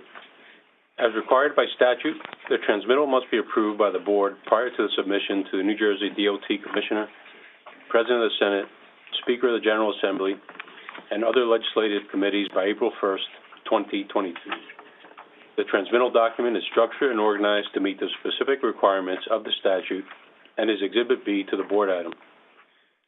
We are not asking the board to adopt the budget for fiscal year 2023, but rather only for approval to transmit the attached Exhibits A and B to the Commissioner and members of the legislature as required. We expect to request the adoption of a fiscal year 2023 budget at the July board meeting after the state adopts its final budget. Authorization is requested for the New Jersey Transit Board of Directors to approve the transmission of Exhibits A and B to the Commissioner of Transportation and to the President of the Senate, the Speaker of the General Assembly, and the Assembly Transportation Independent Authorities Committee and the Senate Transportation Committee. We ask for your approval of Item 2203-17. May I have a motion to approve? So moved, Ad. May I have a second? Second, Giblin. Second, Spalla. Any discussion on the motion? Megan? Board Member Adams, do you have any comments? Yes, I do, and I approve this item to be in accordance with the statute, but my concerns about the operating budget still remain.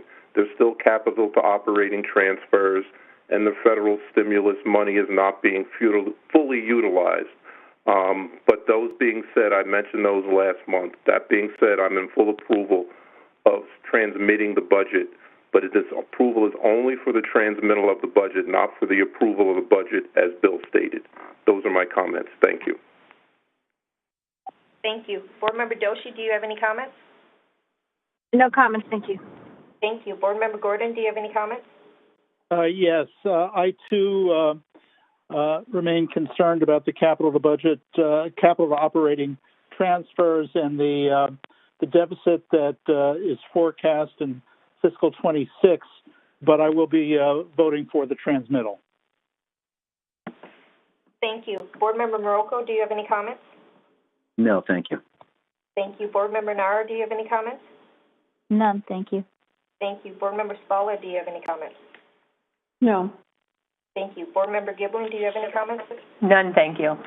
Thank you. Vice Chair Fulton, do you have any comments? No comments, thank you. Thank you. Chair Gutierrez-Pichetti, do you have any comments? No, thank you, Megan. Thank you. Roll call vote. Board Member Adams? Yes. Board Member Doshi? Yes. Board Member Gordon? Yes. Board Member Morocco? Yes. Board Member Nara? Yes. Board Member Spalla? Yes. Board Member Giblin? Yes. Vice Chair Fulton? Yes. Chair Gutierrez-Pichetti? Yes. Motion carried. Great. Thank you. I'd now like to introduce James Sincaglia, Senior Vice President and General Manager of Rail Operations, to present Board Item 2203-18 regarding labor agreements. Jim? Thank you, President Corbett. We are recommending approval of Item 2203-18, Proposed Labor Agreements, New Jersey Transit Rail Operations Incorporated, and the International Brotherhood of Electrical Workers, System Council 7, and the American Train Dispatchers Association. Authorization is requested to approve the economic terms and other proposed conditions set forth in the Memorandum of Understanding negotiated by New Jersey Transit Rail Operations and the International Brotherhood of Electrical Workers, System Council 7, and the American Train Dispatchers Association, and staff seeks authorization for the President and CEO or his designee to take all necessary steps to finalize and implement same, pending ratification by the IBEW and the ATDA. We ask for your approval of Item 2203-18. May I have a motion to approve? Motion, Morocco. May I have a second? Second, Fulton. Megan, will you please poll the board members? Yes. Board Member Adams, do you have any comments? No comments. Thank you. Thank you. Board Member Doshi, do you have any comments? No, thank you. Thank you. Board Member Gordon, do you have any comments? I just want to commend the staff for reaching an agreement with our unions. Thank you. Board Member Morocco, do you have any comments? No, thank you. Thank you. Board Member Nara, do you have any comments? I just want to commend both sides for between staff and all our unions for coming to these resolutions. Thank you. Board Member Spalla, do you have any comments? No comments, thank you. Thank you. Board Member Giblin, do you have any comments? None, thank you. Thank you. Vice Chair Fulton, do you have any comments?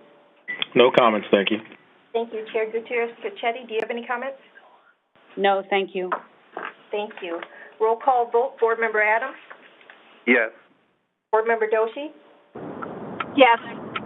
Board Member Gordon? Yes. Board Member Morocco? Yes. Board Member Nara? Yes. Board Member Spalla? Yes. Board Member Giblin? Yes. Vice Chair Fulton? Yes. Chair Gutierrez-Pichetti? Yes. Motion carried. Thank you, Megan. I'd now like to introduce Mike Kilcoyne, Senior Vice President, Surface Transit and General Manager, Bus Operations, to present Board Items 2203-19 and 2203-20 regarding local Hudson County bus service. Mike? Thank you, President Corbett. We are presenting before the Board two items that include the contracting out of both the Hudson County Local Bus Service and the North Hudson Local Bus Service as a result of the public procurement process as routinely conducted at New Jersey Transit. The first item, 2203-19, contracting out Hudson County Local Bus Service. Authorization is requested to enter into a contract with Academy Express, LLC of Hoboken, New Jersey, to operate the Hudson County Local Bus Service for a 36-month base contract period of June 26, 2022 through June 21, 2025, at a cost not to exceed $30,717,425, plus 5% for contingencies, for a total contract authorization of $32,253,296, subject to the availability of funds and board approval of New Jersey Transit's operating budget. The second is item 2203-20, contracting out North Hudson Local Bus Service. Authorization is requested to enter into a contract with Academy Express, LLC of Hoboken, New Jersey, to operate the North Hudson Local Bus Service for a 36-month base contract period of June 26, 2022 through June 21, 2025, at a cost not to exceed $18,684,052 plus 5% for contingencies, for a total contract authorization of $19,618,255, subject to the availability of funds and board approval of New Jersey Transit's operating budget. We ask for your approval of items 2203-19 and 2203-20. Thanks, Michael. May I have a motion to approve board items 2203-19 and 2203-20? Motion, Fulton. May I have a second?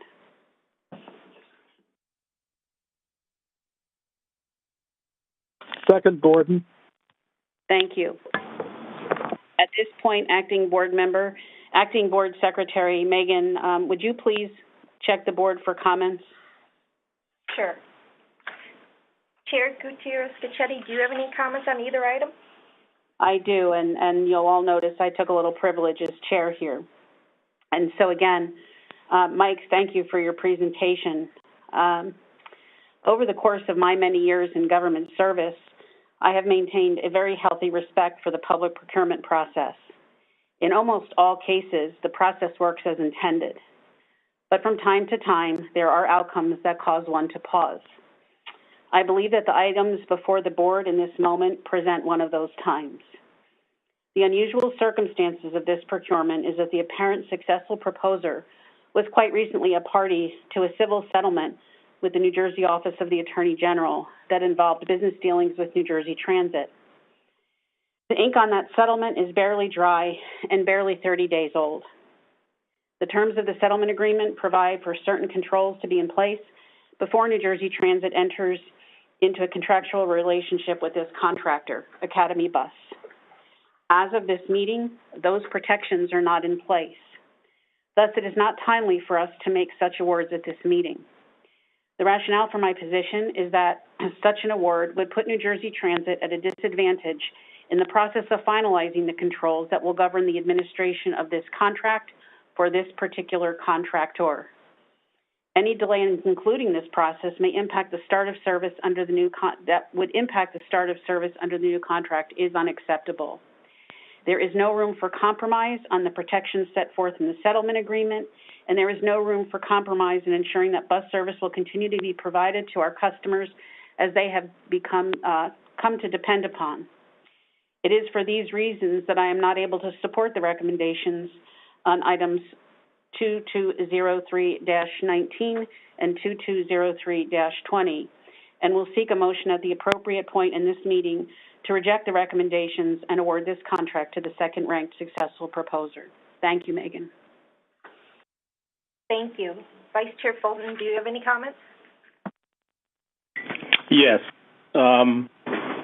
I share the chair's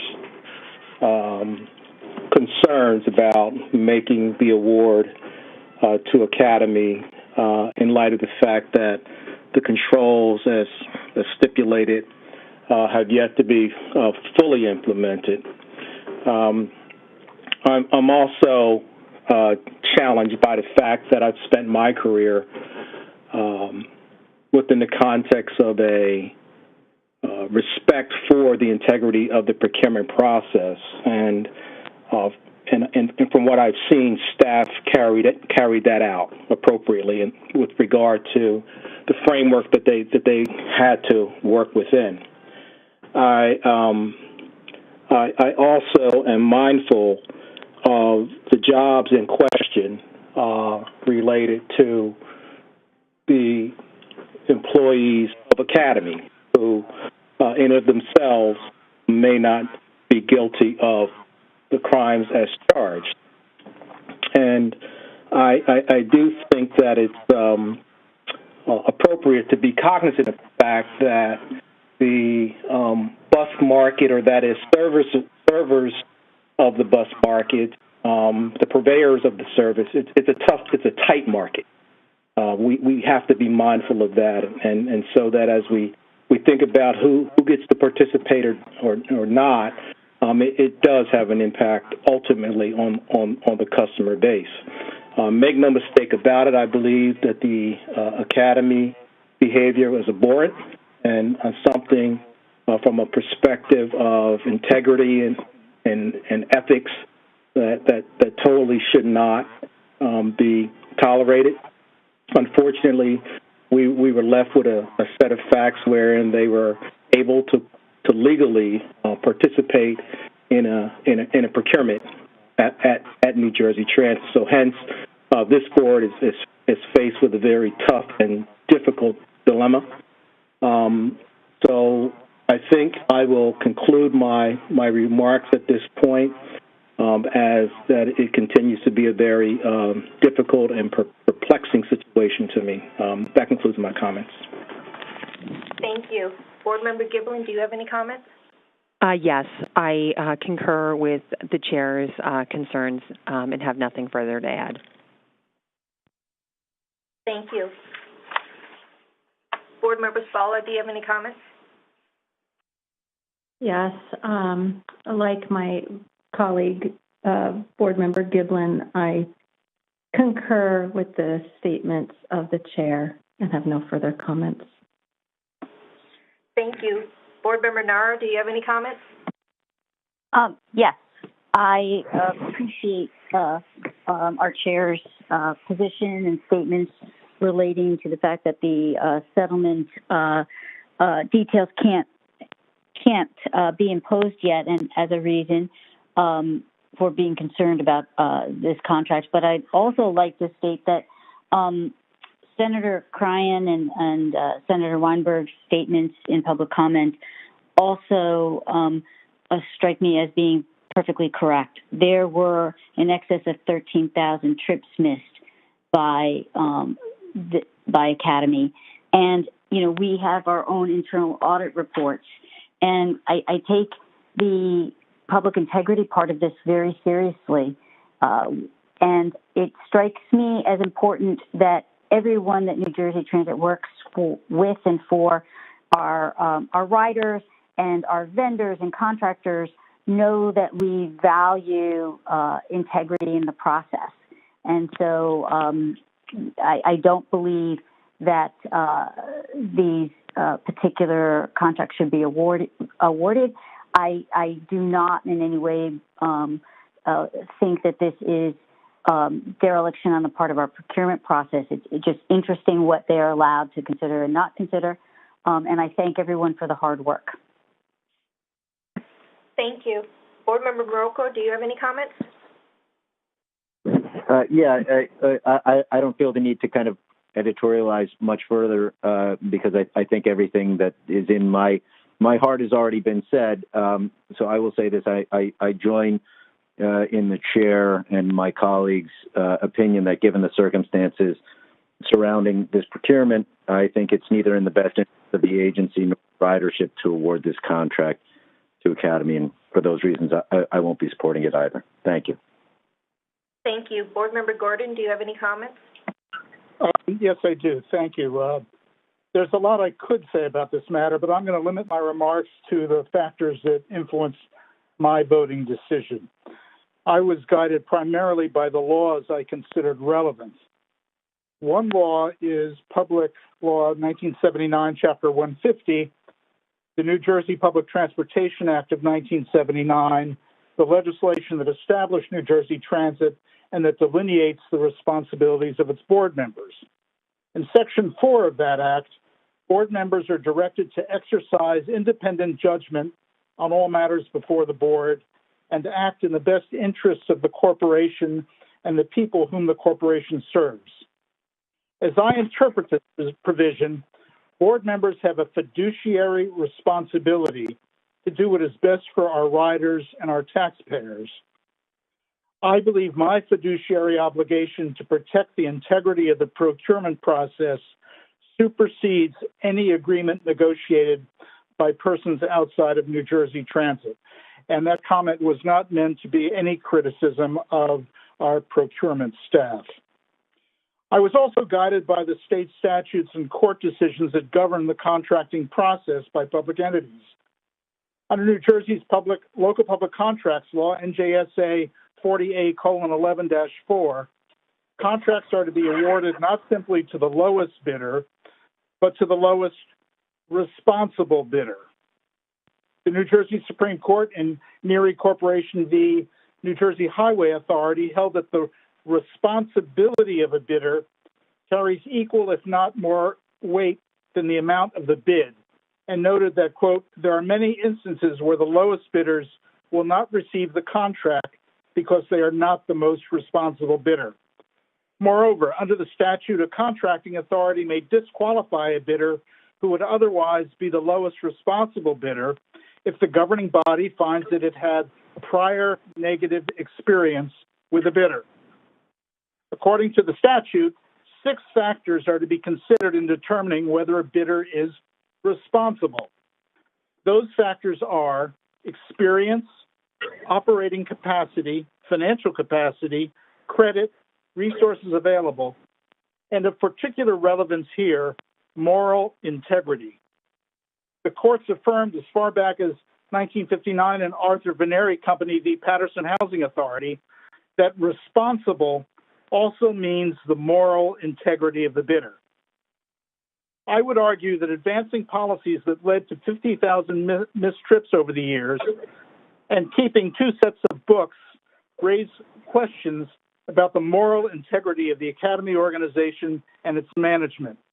And even before the Attorney General revealed these facts, New Jersey Transit's own internal audits reported prior negative experience with Academy Bus.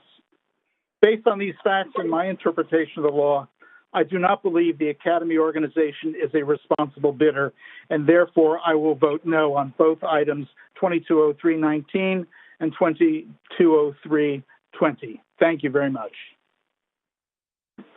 Thank you. Board Member Doshi, do you have any comments? Yes, I wanted to thank our procurement team. You know, it's a tough situation. I also concur with the chair and all my colleagues' comments, valuing honesty and integrity above all. You know, for this organization, it's cannot in good conscience vote yes on this. And also, it was mentioned in public comment by a few of the callers. We're just thinking of all the people who were left on the side of the road. I will be voting no on these 2. Thank you. Thank you. Board Member Adams, do you have any comments? Yes, and I'll try to be brief. And I do concur with all of my board members and especially the chair's comments, and I support her statement 100%. I just want the New Jersey Transit team know that this is in no way indicative of their hard work and their dedication. They did what they were required and asked to do. However, I cannot support this procurement, and it's for the reasons that have been previously cited, especially by Board Member Gordon. But the thing that hit home for me is for 3 or 4 years of my life, I was a New Jersey Transit commuter by rail and by bus, and I placed myself in the shoes of those commuters who were relying on our services and our vendors to get them where they needed to go safely and in a timely manner, and that we failed to do it. So if we can't stand up for those people, then we are not doing our job. Therefore, I will be voting no to 220319 and 220320. Thank you. Thank you. Roll call vote on item 220319, contracting out Hudson County local bus service. Chair Gutierrez-Cacchetti? No. Vice Chair Fulton? No. Board Member Giblin? No. Board Member Spalla? No. Board Member Nara? No. Board Member Marocco? No. Board Member Gordon? No. Board Member Doshi? No. Board Member Adams? No. Okay, the motion is not carried and the item is not approved. Will you now, Megan, be doing a separate vote for 20? I will. Roll call vote on item 2203-20, contracting out North Hudson local bus service. Chair Gutierrez-Cacchetti? No. Vice Chair Fulton? No. Board Member Giblin? No. Board Member Spalla? No. Board Member Nara? No. Board Member Marocco? No. Board Member Gordon? No. Board Member Doshi? No. Board Member Adams? No. The motion is not carried and the item is not approved. At this time, I would entertain from the board a motion to award items 2203-19 and 2203-20 to the next responsible proposer, which in this case... Motion, Nara. Thank you, which in this case would be Coach USA. We have a motion. Is there a second? Second, Gordon. Is there any discussion on the motion? Chair Gutierrez-Cacchetti? No more comments. I have no other comments, Megan. Thank you. Vice Chair Fulton, any comments? No comments, thank you. Board Member Giblin, any comments? No. Board Member Spalla, any comments? No comments, thank you. Board Member Nara, any comments? None, thank you. Board Member Marocco, any comments? No, thank you. Board Member Gordon, any comments? No comments, thanks. Board Member Doshi, any comments? No comments, thank you. Board Member Adams, any comments? No comments, thank you. Okay, I'm going to take a roll call vote on the motion in relation to each item. So for the motion for item 2203-19, contracting out Hudson County local bus service, Chair Gutierrez-Cacchetti, how do you vote on the new motion? Yes. Vice Chair Fulton? Yes. Board Member Giblin? Yes. Board Member Spalla? Yes. Board Member Nara? Yes. Board Member Marocco? Yes. Board Member Gordon? Yes. Board Member Doshi? Yes. Board Member Adams? Yes. Motion is carried. Roll call vote on the new motion relating to 2203-20, contracting out North Hudson local bus service. Chair Gutierrez-Cacchetti? Yes. Vice Chair Fulton? Yes. Board Member Giblin? Yes. Board Member Spalla? Yes. Board Member Nara? Yes. Board Member Marocco? Yes. Board Member Gordon? Yes. Board Member Doshi? Yes. Board Member Adams? Yes. The new motion is carried.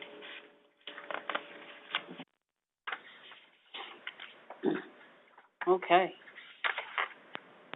Before we adjourn to executive session, I want to let the public know we will return to adjourn the meeting, but no further business will be conducted. May I have a motion to enter into executive session to discuss personnel matters, contract negotiations, the status of pending and anticipated litigation, and matters falling within the attorney-client privilege? Motion, Nara. May I have a second? Second, Giblin. Any discussion on the motion? Hearing none, Megan, will you please take a roll call vote? Board Member Adams? Yes. Board Member Doshi. Yes. Board Member Gordon. Yes. Board Member Morocco. Yes. Board Member Nara. Yes. Board Member Spalla. Yes. Board Member Giblin. Yes. Vice Chair Fulton. Oh, yes. Chair Gutierrez Scacchetti. Yes. Motion carried. Operator, please move forward and staff to the pre-conference. Certainly. Please stand by. Members of the public remaining connected. The public session will go on music hold while the executive session is in progress. Please stand by.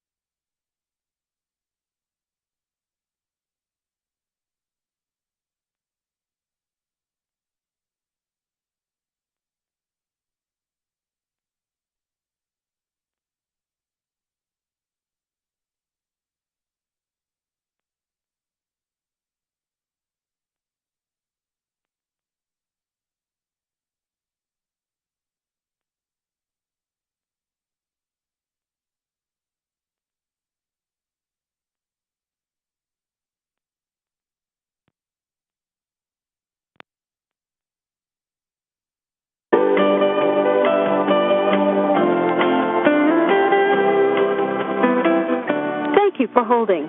We sincerely appreciate your patience. Please stay on the line and we'll be back in a moment.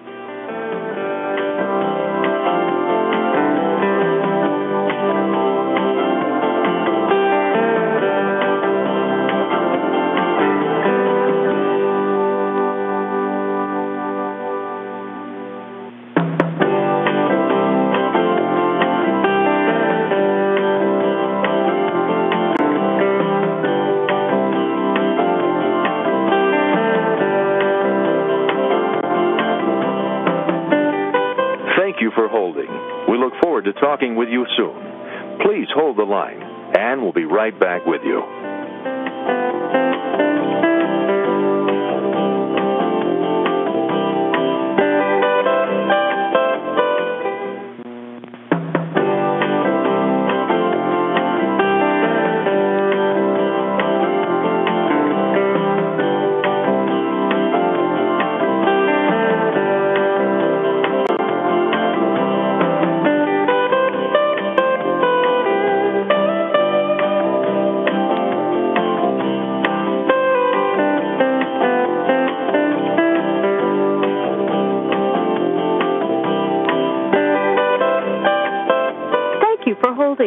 We look forward to talking with you soon. Please hold the line and we'll be right back with you.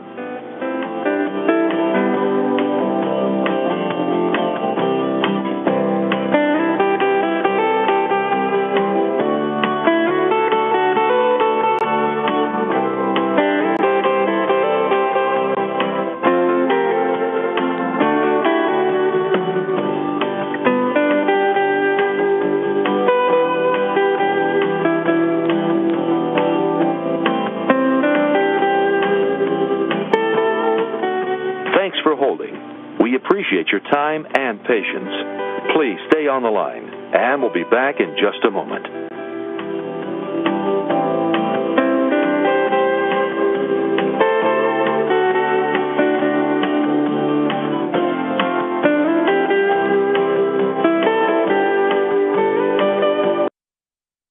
Thanks for holding. We appreciate your time and patience. Please stay on the line, and we'll be back in just a moment.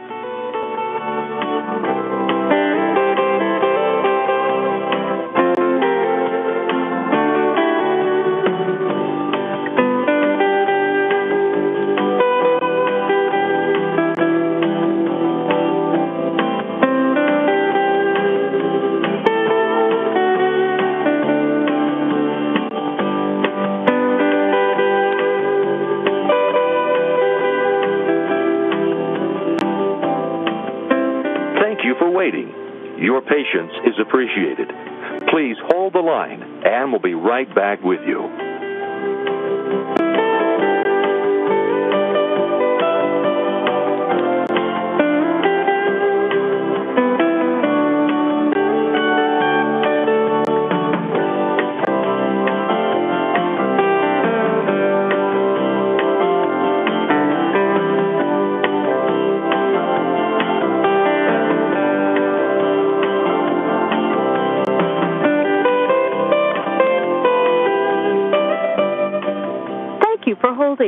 We look forward to talking with you soon. Please hold the line and we'll be right back with you.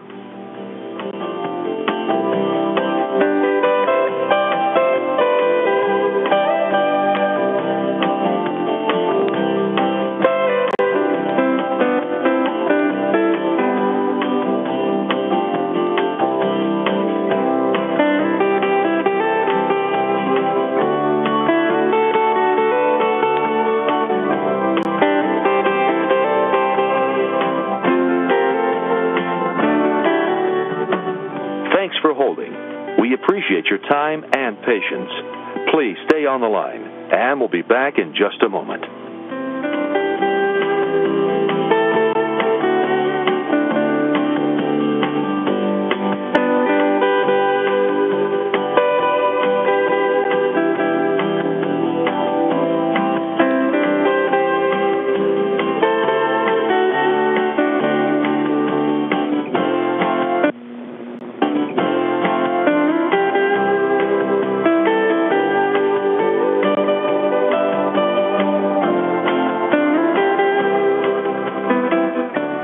For holding. We sincerely appreciate your patience. Please stay on the line and we'll be back in a moment.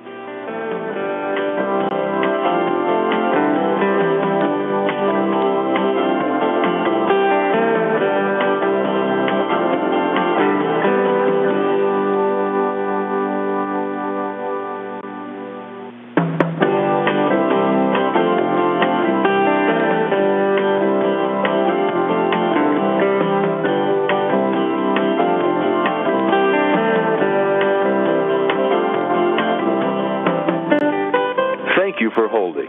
We look forward to talking with you soon. Please hold the line, and we'll be right back with you.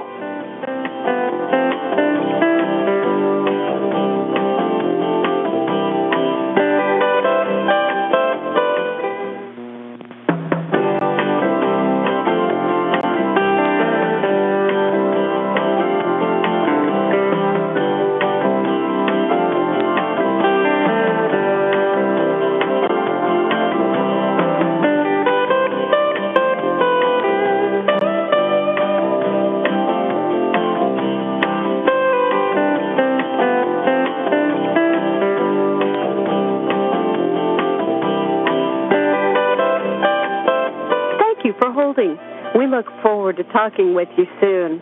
Please hold the line and we'll be right back with you.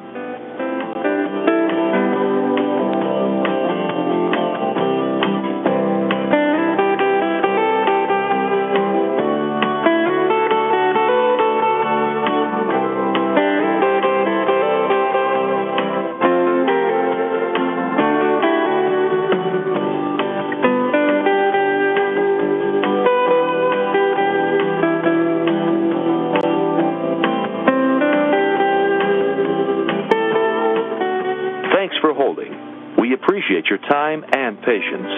Please stay on the line, and we'll be back in just a moment.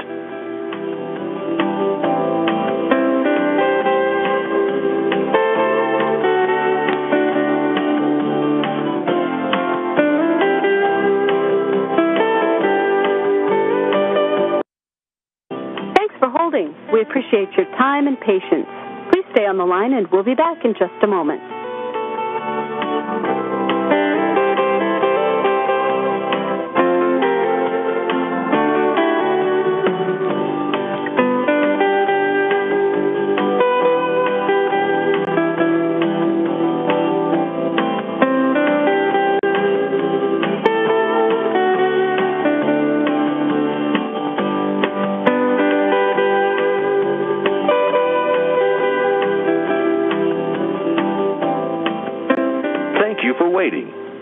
patience is appreciated.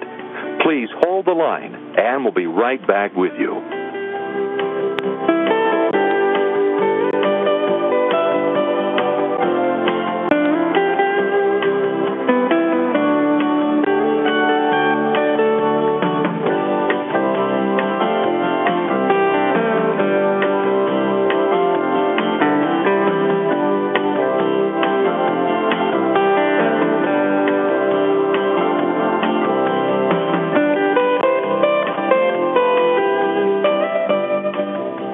For holding.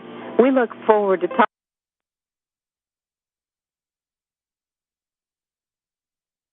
I hereby reconvene the open session board meetings. Megan, please take roll call. Board Member Adams? Here. Board Member Doty? Here. Board Member Gordon? Here. Board Member Morocco? Here. Board Member Nara? Here. Board Member Spalla? Here. Board Member Giblin? Here. Vice Chair Fulton? Here. Chair Gutierrez Scacchetti? Here. Since there is no further business, may I have a motion to adjourn the board meeting? Motion, Fulton. May I have a second? Second, Nara. Any discussion? I would just like to take a moment before we formally close to congratulate Megan on running her first official New Jersey Transit Board meeting with Joyce's retirement taking effect at the end of February. Megan, you did a phenomenal job. So thank you very much.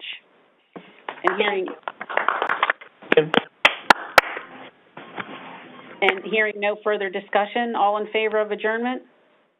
Aye. Any opposed? Motion carries. Meeting's adjourned. Thank you all very much. Thank you. Everyone. Thank you.